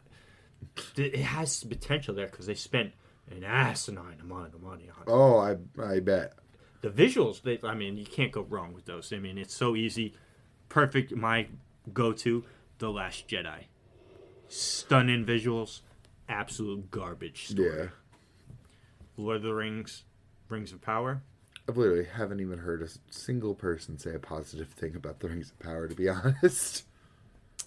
There's a lot of like plot holes and stuff in it, and I'm just like, and there's certain things like the whole Harfoots. They put the Harfoots that are hobbits but not hobbits in it, and it's like just to have hobbits in it because it's a hobbit, you know what I mean? So they're like, oh, we gotta have representation of hobbits in this film, and then it's like, how do we tie that in? Oh, let's have Gandalf come. But you're in the Second Age, and it is explicitly stated wizards don't come into the Third Age, and they explicitly mention how they come into. Gandalf arrives into Middle-earth on a boat, and he's the last of the 5 wizards to show up. And when he shows up, Caradan the shipwright hands him the Elven Ring of Fire and entrusts it to him, and then Gandalf goes on his way. In this one, Gandalf falls out of the sky in a meteor shower and lands in a crater naked in the Harfoot finds. I'm like, what? And then it's like, oh, who's this mysterious character we didn't know? I am Gandalf. We didn't know who he was. He hasn't come out and said that he's Gandalf, but based on what they say in the last episodes of what they are, he's an Astari, and it's Gandalf. It's not one of the 2 blue wizards. It's not Radagast, and it's not Sauron. It's fucking Gandalf. Because they were trying to make it seem like that was Sauron, trying to take you away from Halbrand, and it's like that whole thing is ruined now too, in the sense that because Sauron does, because how the Rings of Power are made is, you know, Morgoth's defeated in the First Age.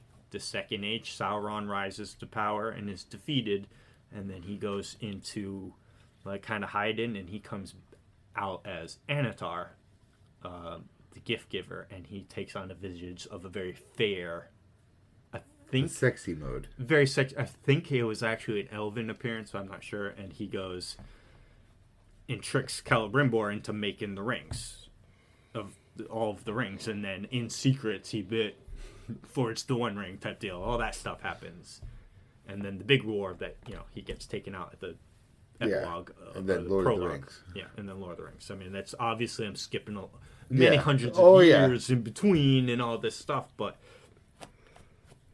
I mean, the Elven Rings were spared some of that stuff, and it kind of, but it's like the 9 haven't been made yet. The the 7 for the dwarfs haven't been made yet. The only one that's been made, 3 Rings of Power, the 3 Elven Rings. So maybe they do seasons where, okay, the next season's about these rings. The man's rings.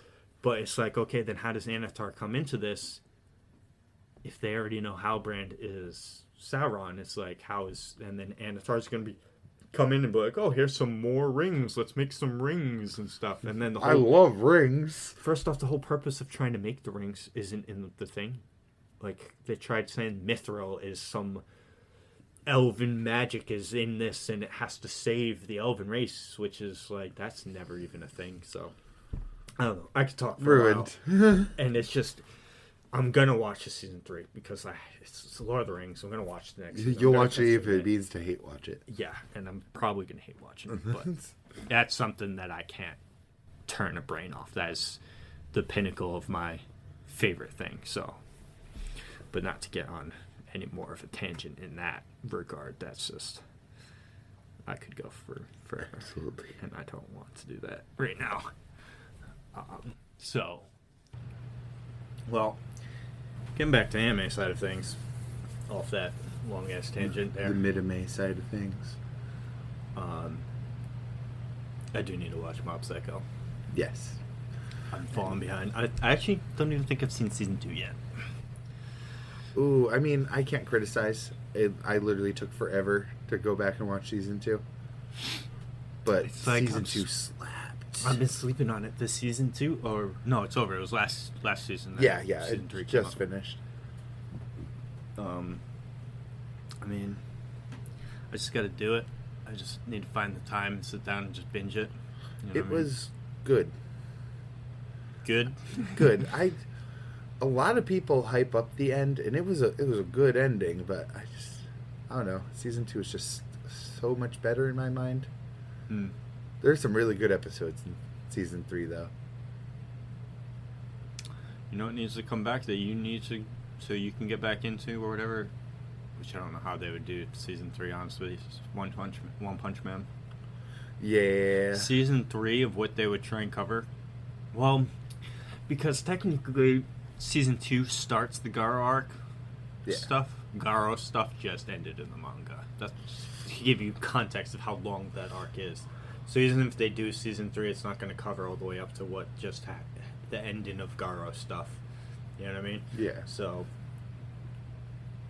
but then it's like this, like I'm trying to sit here and think of where it would end or a good place to end, and it's just like they'd have to try and do a 2-core thing of 25 episodes to just try and end in a decent spot. Honestly, I just need to start the manga.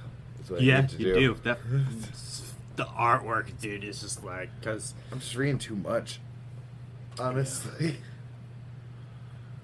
Well, you're not reading anything right now that you're not reading weekly, right? You're not trying to. Oh, catch right up now, anything. no. But that's part of the problem. I had a lot of stuff I started that I wasn't reading weekly, but now the weekly stuff is just stacked up so much that I'm struggling to keep up with the weekly. Yeah.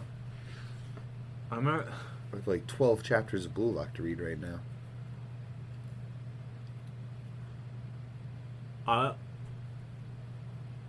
I almost for Blue Lock. I don't know what it was this last weekend. I was like, do I want to watch this right now? I don't know if I want to. It's like for a little bit there, I was like kind of losing interest. But then I just watched the episode and I was like, okay, yeah, this is still pretty awesome. So.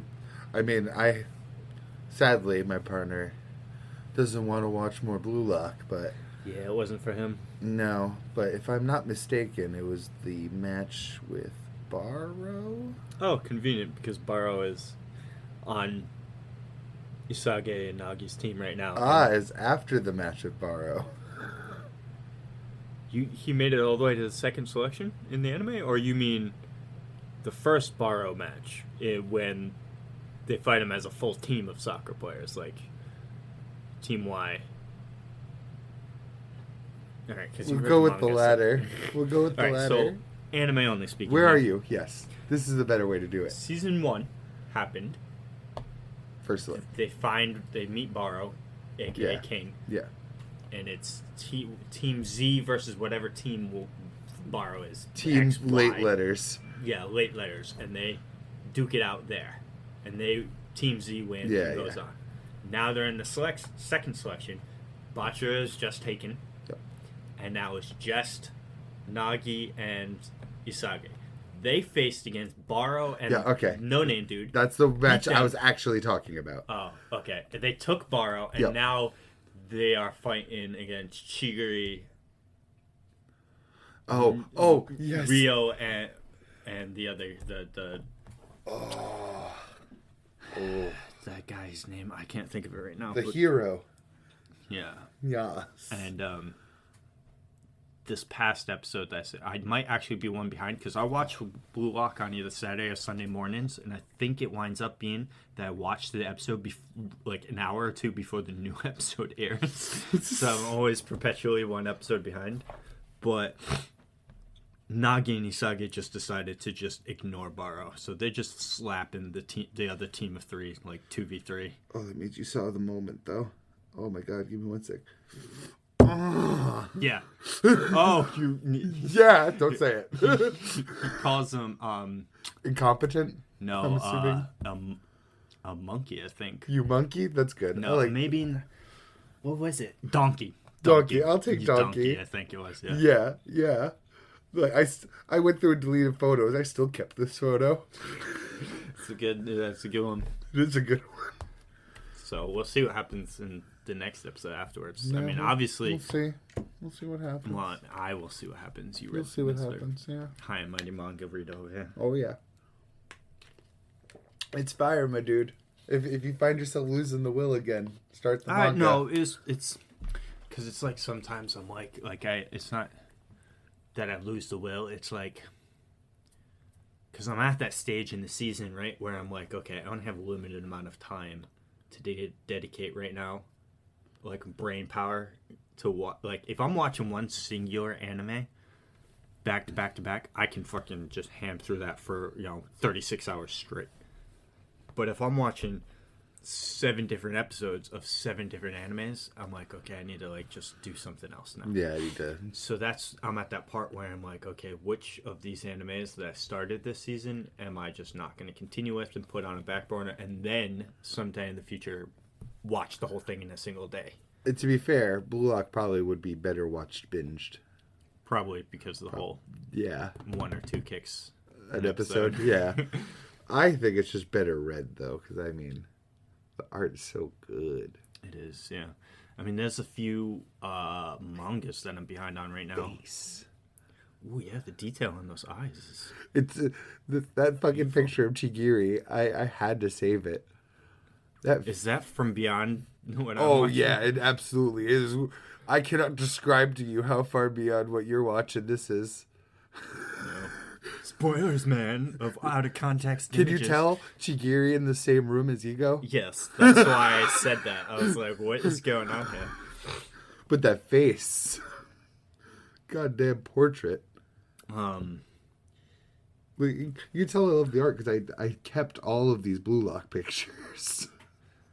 Yeah, there's a few that like mangas I gotta catch up on because you were talking that I need to get on Black Clover. I'm kind of far behind on that. But at the same time, you say that, and I'm like, do I want to catch up on Black Clover? It's so good. The arc before this one was so good. This arc, I don't know, man. Because every time I think I'm far in Black Clover, I look and I'm like, oh, I'm only 37 chapters into this. I killed the shit out of Black Clover, man. I mean, same with Undead Unluck. Because, like, I'm only 10 chapters in, but, I mean, I think it's pretty decent right now. It's only got, 140 chapters? Okay. See, this is where I kind of screwed myself. I'm really good at binging and catching up, but I've been picking up all these new series that Jump's been putting out, so now I'm like loaded up on weeklies. I've been reading Fabricant 100. I've been reading Ginka and Gluna. I've been wanting to pick up some of the other new ones. Still to this day, so far, your biggest reading feat, if you want to call it that, is catching up to me in Tower of God, and then both of us just dropped it, come into a screeching hole. And it's more just that I just don't go on that app, the Webtoons app, anymore. I don't either. I have manga. That's the problem. And that's, I don't even mean to say that in an elitist way, but again, I'm so loaded up on manga that like I'm going through all my Shonen Jump trying to keep up on those weekly. And then when I'm done with that, I'm like, shit. What about the 3 ones I'm reading on my browser? I'm reading Gachiakuta. I'm like 10 chapters behind on that. I'm reading Blue Lock. I'm 12 chapters behind on that. I just caught up in Dandadan, which it frustrates me so much. I have to go to a browser for that. Well, because it's not, you read it on. I read it on the Viz website on the browser. Yeah, see, I'm a bad boy and I just pirate that shit. I would if I hate ads. Well, because you've told me how to get to the Viz thing like 3 times and how to type in to get. And that's why I sent you the link, man. Because you did send me the link, and I just need to do it. The problem with the Viz website is you go into the Viz website, you try to look up something Shonen Jump. It's like, do you want to buy this volume? Wrong. So you go onto the Viz website, you sign in, you click the Shonen Jump section, and that's the reader. It works really well once you're in it. There's no ads or anything like that. It's just getting to there. That's why I keep that tab open. It's a lot better than reading on a browser. Like I read Blue Lock on a browser. Sometimes the site will have a missing image and I have to go find another site for the same chapter. My biggest problem with one of my browsers is Poon Poon.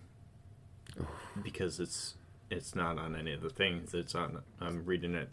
So you have a janky on a pirate website, but anytime I go to click on it on that tab and go back to where I was reading, it refreshes to the main chapter select, and it no longer is highlighted on which ones I've read. Brutal. So I have to try and figure, and it's been probably at this point maybe 3 months since I've read a chapter of Poon Poon. So I'm reading that on a janky ass app. I'm somewhere in the 40s to 50s range, I think. Well, actually, I think I was at the 40s the last time I read, and last time I read like 6 or 7 chapters. So I could be in the 50s now. So now I have to go in there, and you know how it is in pirate things. You got to click on it, you got to wait till to load up, and then you got to scroll through the chapter and be like, okay. Sometimes refresh because it loaded shitty because you left that tab open. Yeah, so it's kind of a pain in the ass. But that one's not, I think it's somewhere around 100 plus. I just don't remember how much past the 100 mark it is for how many chapters it is. So it's like in the 20s, but that's what I mean. That's another source of manga that I'd have to go to. So that's the only 3 that I'm like kind of half actively following that I'm not caught up on is Black Clover, Undead Unluck, and Boom Boom. Promise Neverland. Yeah, but okay, Promise Neverland is 20 chapters. I'm saying like I got 40, 50. Is it really that many? Yeah, it's like I think it might be like smack dab 40, 45. Okay, well then, all right. Take for Undead Unluck. It's 140 chapters. Poon Poon. I got about 100. And, yeah, I got like what 300 300 for Black Clover. And then where are you at Black Clover? The Wizard King just styled on that dude. He came and freed Asta from the Oh yeah, yeah. When Julius is just waiting there for the Order of Midnight Sun, being like, "Ah, yes, you came." Yeah. See, now that I know that spoiler too, I'm like, he's like so fishy and he's just so sus. It's so sad. I am so sad you got that spoiler. Like I told you leading up to it when I said be careful. It's just one page. One image is all it takes to spoil it.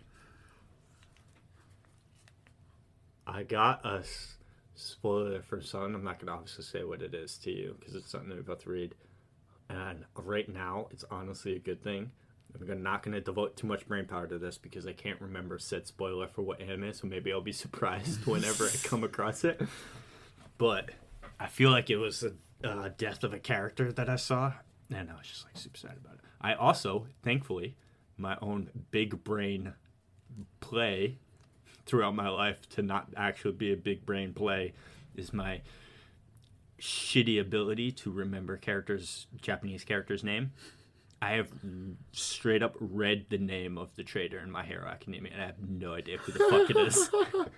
So, and I didn't know who it was at the time, and I didn't commit to memory of what the name was, so that if I hear it in the show or see it in anywhere, I won't connect the dots. But I totally read in a comment on on social media who the traitor in UA was. I know who it is, so. I know you know who it is, but Yeah. I was like, oh, good thing I don't know who that is. Because they could have also said a last name and I only know the character's first name or something like that. And it's just like, cool.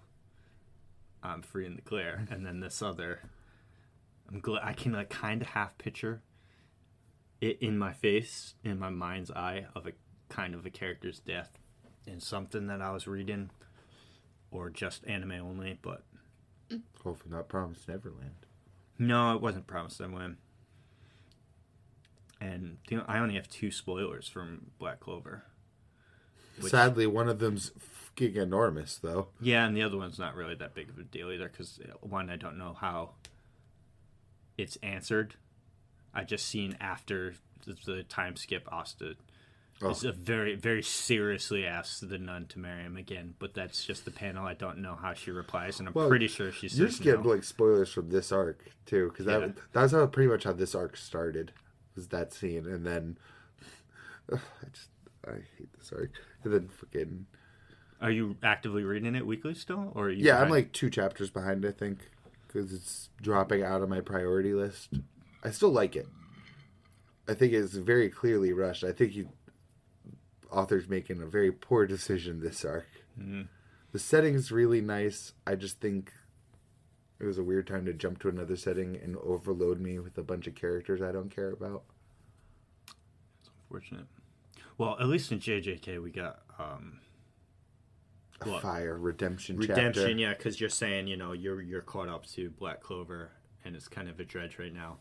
My Hero's been dredgy for us in the anime. Hunter x Hunter is dredgy. the slog. Us One Piece fans have been eating real fucking good since Wano ended. Chainsaw Man fans. Chainsaw Man's doing pretty good right now. I have been loving Asa. Yeah. So like when it came back, and you read Chainsaw Man's part 2. Like right away. Immediately. The day it dropped. When I first started reading it, I think I was something like 15 to 20 chapters late into it. And because the reason I was so late into getting into it, because the premise of part 2 didn't sell me very well. But I'm glad I just went in it and read it, because I'm enjoying it too. I mean, there's certain things that it's almost like my own self-insert part, because this like. I get mad at certain things that I shouldn't get mad at, because it's like that's how I would feel, not how the character should feel. You know what I mean? Like Denji has no reason to be mad at I forget his name, sus dude who Yoshida? Off screen we talked, and we talked about a theory video if we think his contract devil is Cthulhu. Yeah, from hiding in public just to I didn't remember show the props. Yeah, and honestly, he convinced me. So I he convinced me too. That was so fire. Him. Denji wants to be recognized as Chainsaw Man, as like a quote unquote hero, which, funny enough, would weaken him, just like what Makima did in part 1. It would make him less strong. And now this guy shows up and says that he won't let him this, and I have like a big time problem with that kind of stuff of like, I don't know. Honestly, you know where it comes from? Probably the American in me. Let's be real. You can't hinder my freedom. Yes, that whole spiel of like. I expected you to say that, like, why does he care about Asa when she also? Well, no, because it does that to him. You know what I mean? Like, she also kind of puts him in a box. Well, that's the thing, because Deji doesn't know how to live outside a box. No, he doesn't. He still doesn't. He just doesn't, and it fits for his character in that sense. But then it's my own self-insert, like I said, and I get it with other animes too. Like there's certain things that like it's hard to say, and plus on the spot I'm kind of drawing a blank. But like there's certain things characters will do, or like they'll be okay. You can't relate. Yeah, exactly. There'll be things that they're just okay with how other characters treat them, or restrictions put on them, and they're just like, whatever. And I'm like, I would be so irate about that. I'd be like, no, this is not how we're doing things. The thing with Yoshida is, though, at least he's like, he's kind of being nice about it. Like, yeah, he's well, just that's saying it, you know what I mean? And I'm still he's an interesting character too. I'm just saying that like that one thing was kind of weird for me, but like me personally, not for how I feel about how the manga is going or anything. And I'm digging it. I mean, I just think I don't know where it's gonna go. I think because we don't have no clue where it's gonna go. We know that Denji's just kind of chilling right now, but we know from part 1. At the end, one of his goals that he wanted to do, based on a theory he heard, was that he could theoretically bring power back to life. Or find her, at least. Or find her, or whatever's going on. And I want that to be a PowerPoint, because I really like Power as a character. It also needs some more characters to love. Yeah. I mean, it's still early. There's plenty of time to fill out the cast a bit more, because I don't think we're going to love the Control Devil. No, I don't think so either. I don't think so well, either. Unless she's just kind of super cute about everything, and right now it seems like she's playing the obsessive little sister role, which is what I think. I wouldn't find that cute. No, I don't say that. It's in like, yeah. I just think she's not going to be a hated character. Is what I'm saying. Because I fucking hated Makima. I know you loved her, but I was like, I was waiting. I was waiting for her to get what she deserved. I was just waiting for it, and I was sus of her. The whole right from the get-go, I was like, this bitch is sus. And when it came out that she was super sus, and then she did all that stuff, I was like, okay, yeah, see, I knew it. I just knew it the whole time. So I was just waiting for her to get what she deserved. I don't simp over her, but I still find her like an incredible character sort of thing. Yeah. But I'm still not going to wave the Makima flag and be like, I'm on her side. Yeah, definitely not. I'm still on the bandwagon of my own bandwagon, saying that part 2, that was another part of me too. When part 2 came out, I was like, this story doesn't need a part 2. Why is I was still on that bandwagon too. It felt like a very jarring turn at the end of Chainsaw Man when they continued it. Because I thought it almost felt like someone at Shonen Jump asked him, and you could almost feel that in the chapter. Yeah, because I felt that way too, because that manga, blew up, and it got super power, and then ended, like you said. And it's funny we talk about that, because like all of those big ones we talked about last week, JJK, well, not JJK, even now Black Clovers we can call a long one at this point. Well, all it's those, not a like, big 3 long one, but yeah, it's all a of those one. Like the same sphere, JJK, Hell's Paradise, Demon Slayer, Chainsaw Man, and was there a 5th one I'm thinking of? But like My Hero? Maybe, yeah, My Hero. It's but rushing like, to an end, at least. all of those are coming to a close, or have closed. Demon Slayer's over, Hell's Paradise is over. Really fast, too. Yeah, I mean... It's like, what, 11, 12 volumes? Yeah, but with both of those, though, it's the same thing. Once you get off the Hell's Paradise, how do you continue that story? I thought they kept it consistent through and through, at least. I did think that there was going to be a small arc when they come back of him fighting the Ninja Clan. But they wrapped that up. They wrapped it with up. a nice, beautiful bow. Real quick. I thought so, too. I thought he'd panels. come back and have to, like, fight his way through the ninja village. Yeah. And find out some messed up shit that happened to his wife while he was gone. But thankfully, no. I didn't want anything tragic. By then, I'm like, I'm full. That boat fight was incredible. Just bring it home. Demon Slayer, once Muzan's gone, that's it. There's nothing story there. JJK, once... I felt like once Kenjaku's gone, there could have been more story, but now we're at the point, once he's gone, there won't be more story. Like I say, same things. Just when Kenjaku's gone, maybe they have a few chapters where they deal with Sukuna, and that's it. Well, at this point... Or at the same time, they get rid of Sukuna first. Yeah. Rip Megami. Yeah, something's going on here. And then My Hero's come to close. And... Black Clover's coming to a close. So it's like, we're going to have a lot of... Now that I think about this and I say all of this out loud, we're going to have a lot of vacancies coming up. And really... I still have plenty to read. Kodansha is feeding me. Well, I mean, in that... Because, all of those are kind of like the new battle shonens, right? Yeah, the big boys. The big boys.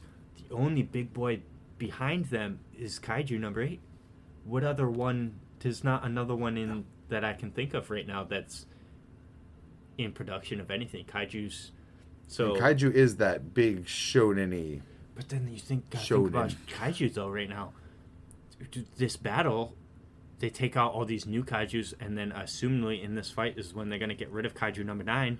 what comes after all that? You ready for my bold prediction? I'm gonna pull my. Oh, I got something about kaiju too. I'm gonna lay it out on the table right now. I think this arc is gonna be Kaiju Shibuya. I think this is going to change the world. Because you're right. They get rid of 9. Even if there is a threat after, a lot of the emotional connection that we've built up is just gone. Killing the leader, all of these buildups. I think, in some sort of capacity, 9 wins this current war. That's my bold prediction. Or he just does enough damage and he himself. I think he puts himself in a better position than the humans are going to be, at the very least. Honestly, I don't want that because he's done that like 3 times already. I know, he is. I was getting tired of 9 until he took the leader guy, because now that he's big buff mushroom daddy, I'm kind of feeling him again now. So real quick before I lose this train of thought, have you read the newest chapter of Kaiju number 8? Let me check. I don't think Because so. it's some serious thing that happens in it that I don't want to spoil for you if you're not caught up. I have not. I have 1 chapter right now. I'm so sorry. There's something in it that, it's got to be this newest chapter that I Yeah, because where I've read, it was starting the Kikoru fight. Yeah, okay, yeah, so it happens. And at the very end, we even talked about this off recording, where they're like, oh man, could she even win? And we're like, she's going to win. Oh no, oh. Well, yeah, she's probably going to win, but I don't think she's fighting anyone afterwards. Oh, damn. There's something that happens in this chapter that I think explains Random Samurai Dude. Do you remember that Kefka sees on top of the mountain? I don't. You don't remember that? I took the screenshot and sent you. I was like, what the fuck is this shit? He was talking to, I think, the vice captain on the mountain at the shrine. He turns around and there's this badass samurai in full plate armor just standing there grilling him. And he's like a ghost samurai, and then he just disappears. Oh, You're looking through the pictures of our chat? Oh, yeah. Yeah, this is going to be toughy. It's definitely in there, dude. But again, it's going to be for a while ago because it was when it was current, you know what I mean? It's not something I read when we were catching up to Kaiju. It was something we saw when it was weekly. Well, that's better than if it was catching up to Kaiju. Yeah, honestly, probably. Oh, man. As I'm going through, like 90% of this is Don shots, just saying. Oh, yeah, because that's the most recent thing that we were reading. Not only is it the most recent thing, can I just say, Don's art is so fire. Oh, it's so good. The characters are so simple, but there's so much detail in everything. I'm seeing the glorious One Piece screenshots that you sent me to, and I'm just sitting here. I'm at a wall of Don. Oh, yeah, me too. Because I don't want to just try to Google Samurai Dude. Yeah, I don't think it's going to work. Oh, hey, this glorious moment from Don. Oh, yes. Get some. But yeah, they were on a mountain pass. He sees a ghost samurai. It's almost as if we get the impression that he's like some ancestor of Kefka's or something. Oh, hey, it's the giant boat from Hunter x Hunter. I'm back at me reading Gachi Akuta now. Oh man, I'm not going back fast enough. I just saw a picture of Yuki breaking through the barrier. Shit. But yeah, so you think you have some payoff on that one? I think I have a theory of payoff on that one. This motherfucker. Oh yeah. Yeah, dude. On the shrine. That is mad random. It is, and it made no sense, and I didn't know. But I'm not, like I said, I don't want to spoil you because you're just 1 chapter behind. But I think there's something with Shinomiya I butchered that. Shinomiya in this newest chapter that I have a theory could explain that samurai. It's kind of a reach, but I think it could connect to it later down the road as this thing is expanded upon. I'll definitely read that for next week. Yeah, I think it's some good stuff. it seems to be this kind of little nod, but this is too in your face. It's too on the nose to just be like an off thing. And I think it's going to be connected to this. I've been waiting for Kaiju to give me something a little more. Like, I really, really like it. It's a really good shonen. But I'm waiting for a little bit more complexity.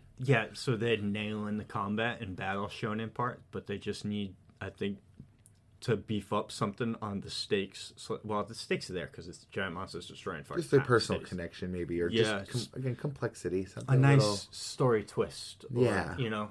That's why a story hook other than giant fighting monsters. I think that's part of what's setting me up to think 9 will win in some way. Well, all I can say for Kaiju number 8 is that I hope it's not coming to a close. It's still early. Is it even at 100 chapters yet? I don't think it is. It's only at 80 something, no, right? It's definitely not coming to a close. No, I don't think so either. I freaking hope not. 78. Yeah, not even 80. Oh, 79, because I'm one chapter behind. So, all right, so I'm so behind everything. How many chapters do you think all those other ones still have left? You know, well, Chainsaw Man... Black Clover's got less than 50. All right, Black Clover's got less than 50, so that's a year. Oh, a little more. I might want to drop that down even more. Black Clover might have less than 25. Really? That close to an ending? It is that close. Wow. So, all right, Black Clover's going to end, right? And I swear to Christ, if anyone even remotely tries to bring Boruto into this conversation, just sit down. Go away. No, I don't think that's ending. Well, no, I mean in the sense that, when these things go away, we still have Boruto. No, you still got Boruto? Don't worry. I'll start Tokyo Revengers. I'll have Sakamoto Days to start. I've been hearing fire stuff about Sakamoto Days, actually. Me too. I need to watch Summertime Rendering, too. See, I'll never resort to that. It won't come to that. Boruto. Oh, yeah, I thought you meant Summertime Rendering. No. I was like, what do you got against that? That story seems fire. No, it won't come to Boruto. I'll catch up in Gachiakuta. I'll catch up in Record of Ragnarok, which I'm like... Do you know anything about 30 chapters behind. No. It's like... I know it was on Disney Jail. I think it was. It was in somebody's jail for a while. I think so. So, quick one-sentence synopsis. Murder mystery with stuck on Groundhog Day thing. Why is it called Summertime Rendering, then? I expected it to be like filmmakers or something. Well, do you want some stupid-ass light novel isekai title? No. Or do you want some awesome... No, stuck with the murder. It's stuck in the day with the murder. Yeah. That's basically how I mean, maybe it's a little different. I know that this... Like, the synopsis of the first episode, he returns to his hometown to go to the funeral of his childhood friend, and I guess everyone's acting weird. There's some kind of cult that's going around. I guess she was murdered, and he has to try to solve it, but at the end of the episode, he ends up getting murdered. Ooh. And then he gets killed, and then wakes up on the beginning of the day when he arrived at the town.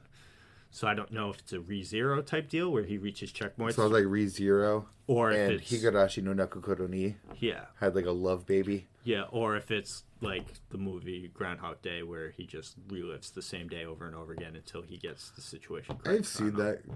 I've seen that concept in every single other way besides that movie. I've never seen Groundhog Day. I've seen that concept in everything. It's an okay movie. Honestly, I mean, if you're... I don't even know when it's okay. I mean, I don't know if I would recommend it to you or not, but...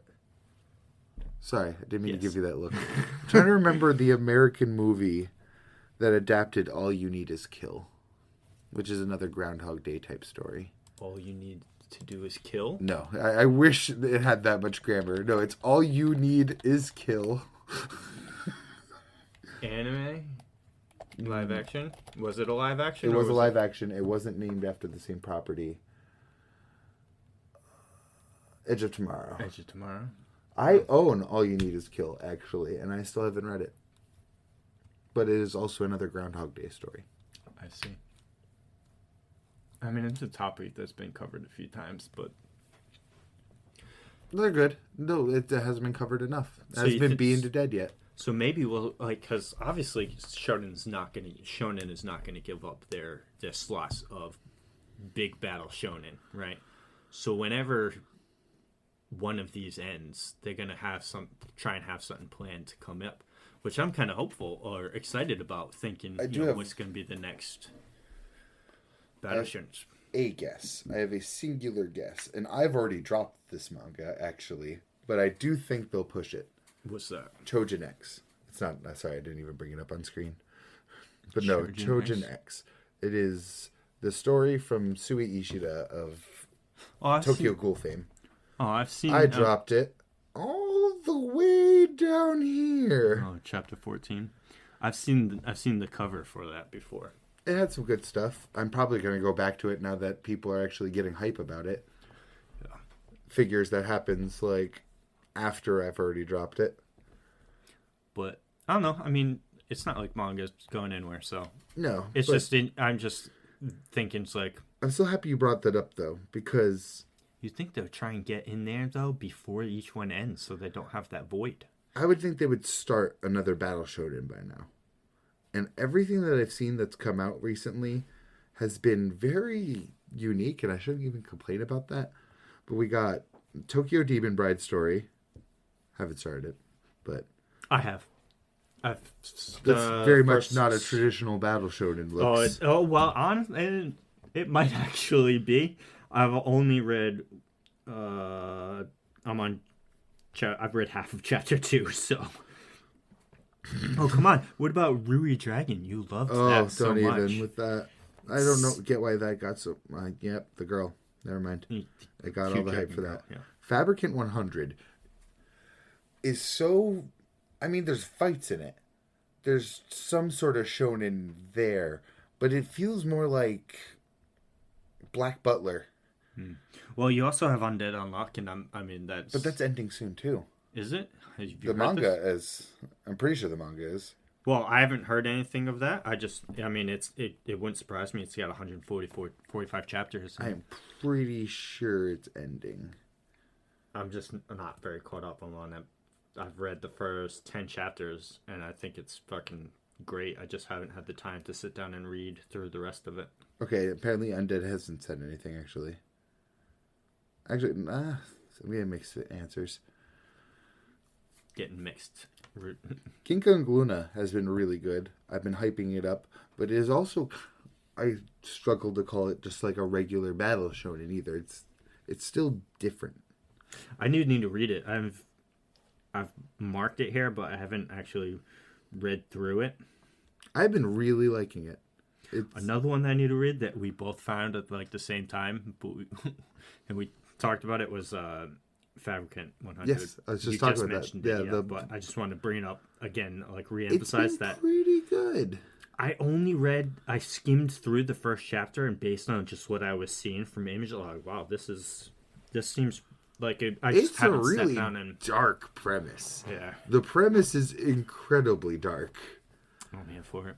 It's a woman that keeps making synthetic people, trying to make the perfect human. I'm not sure if it's a woman. It's some sort of evil genius, whatever.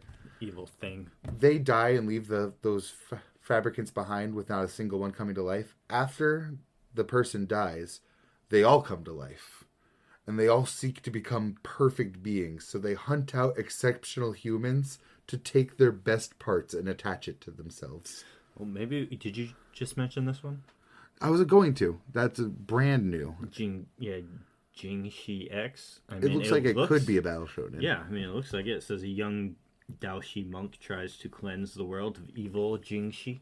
So maybe, I mean, because like you said, if Black Clover only has somewhere between 20 to 50 chapters left, JJK's got to be wrapping up soon. There's not much story elements that we can foresee. I know. Don't say it. Well, soon could be another 50 to 70 chapters, right? Oh, I'm so sorry to tell you this. Or has he come out and said he's trying to end it? Yeah, Gege came out and said he's ending it this year.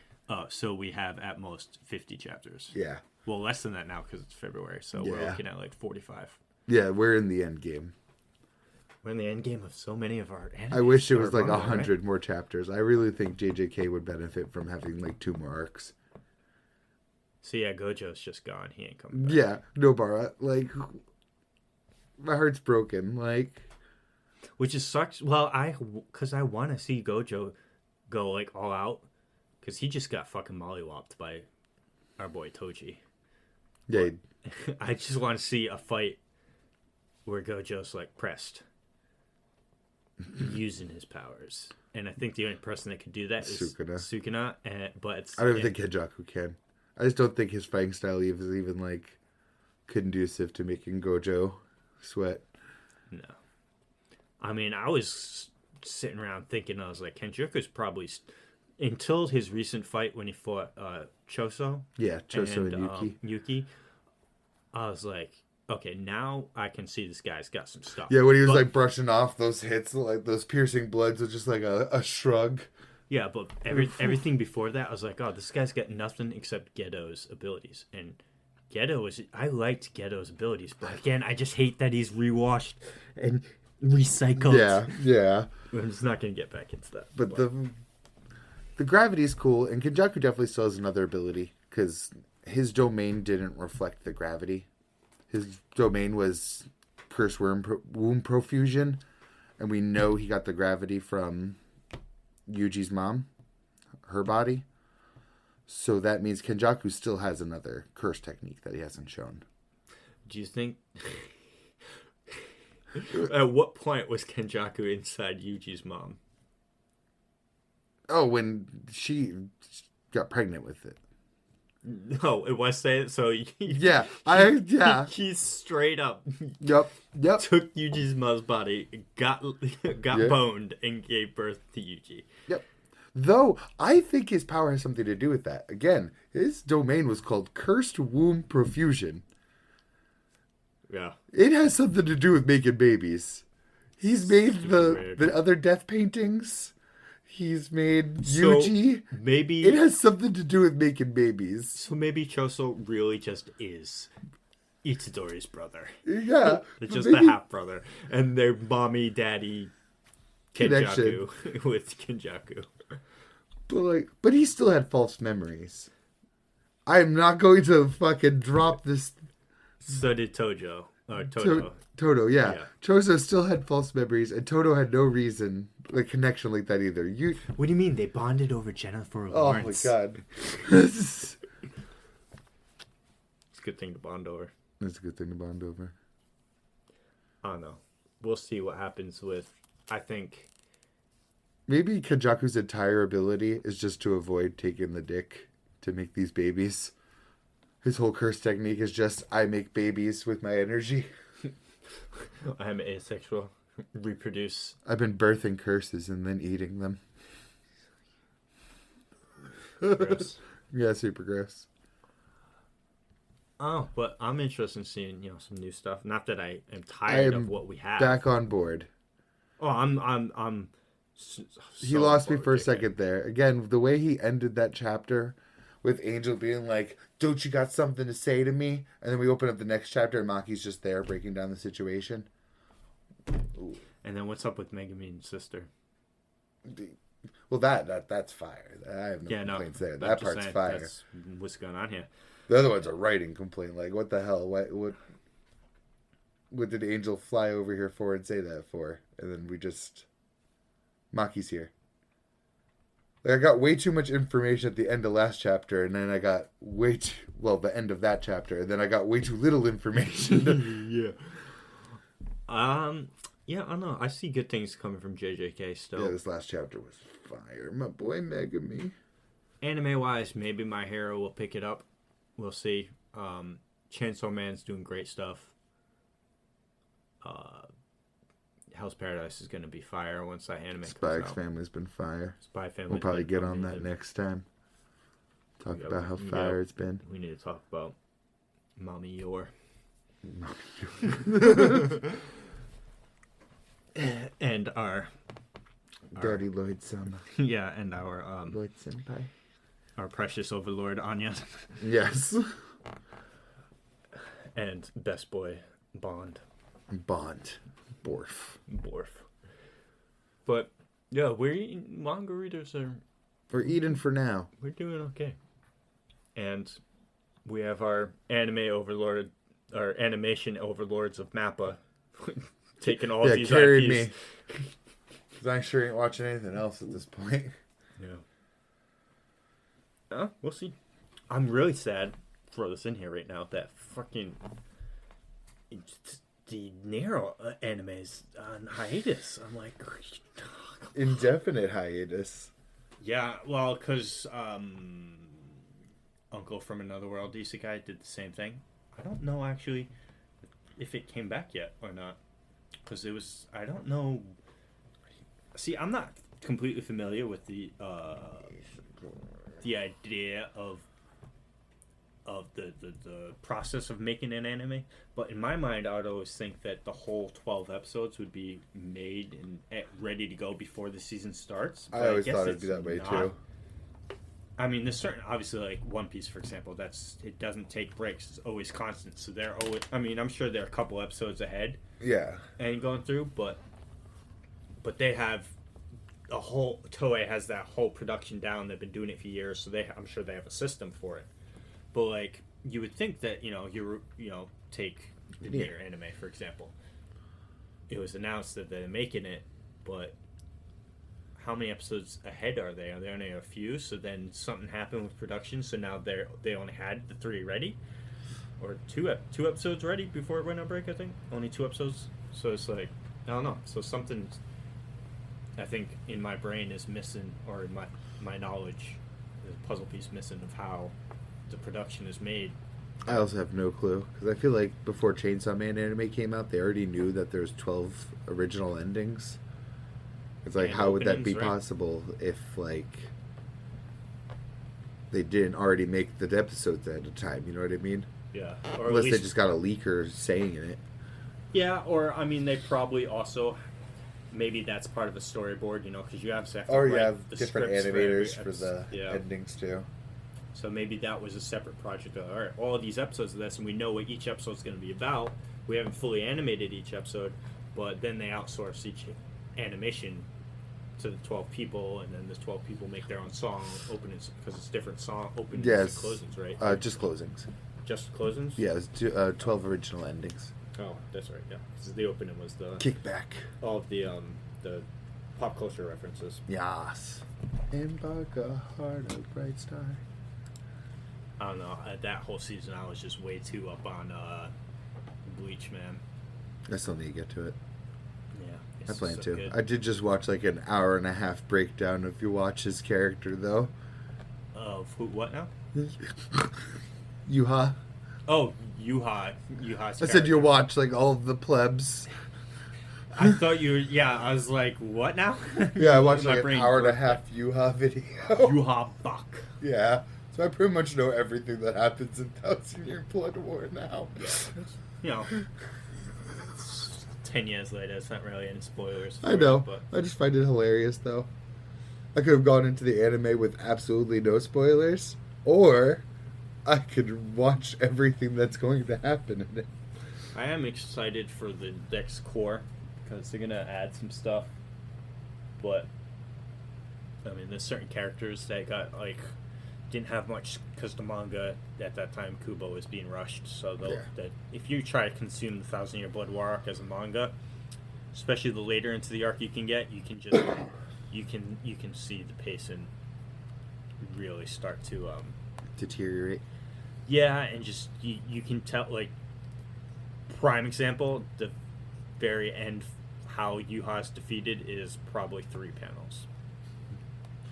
He comes on, it's a little bit more than that, but it's 1 chapter. He comes back to Soul Society to enact his master plan, and Aizen's standing right there.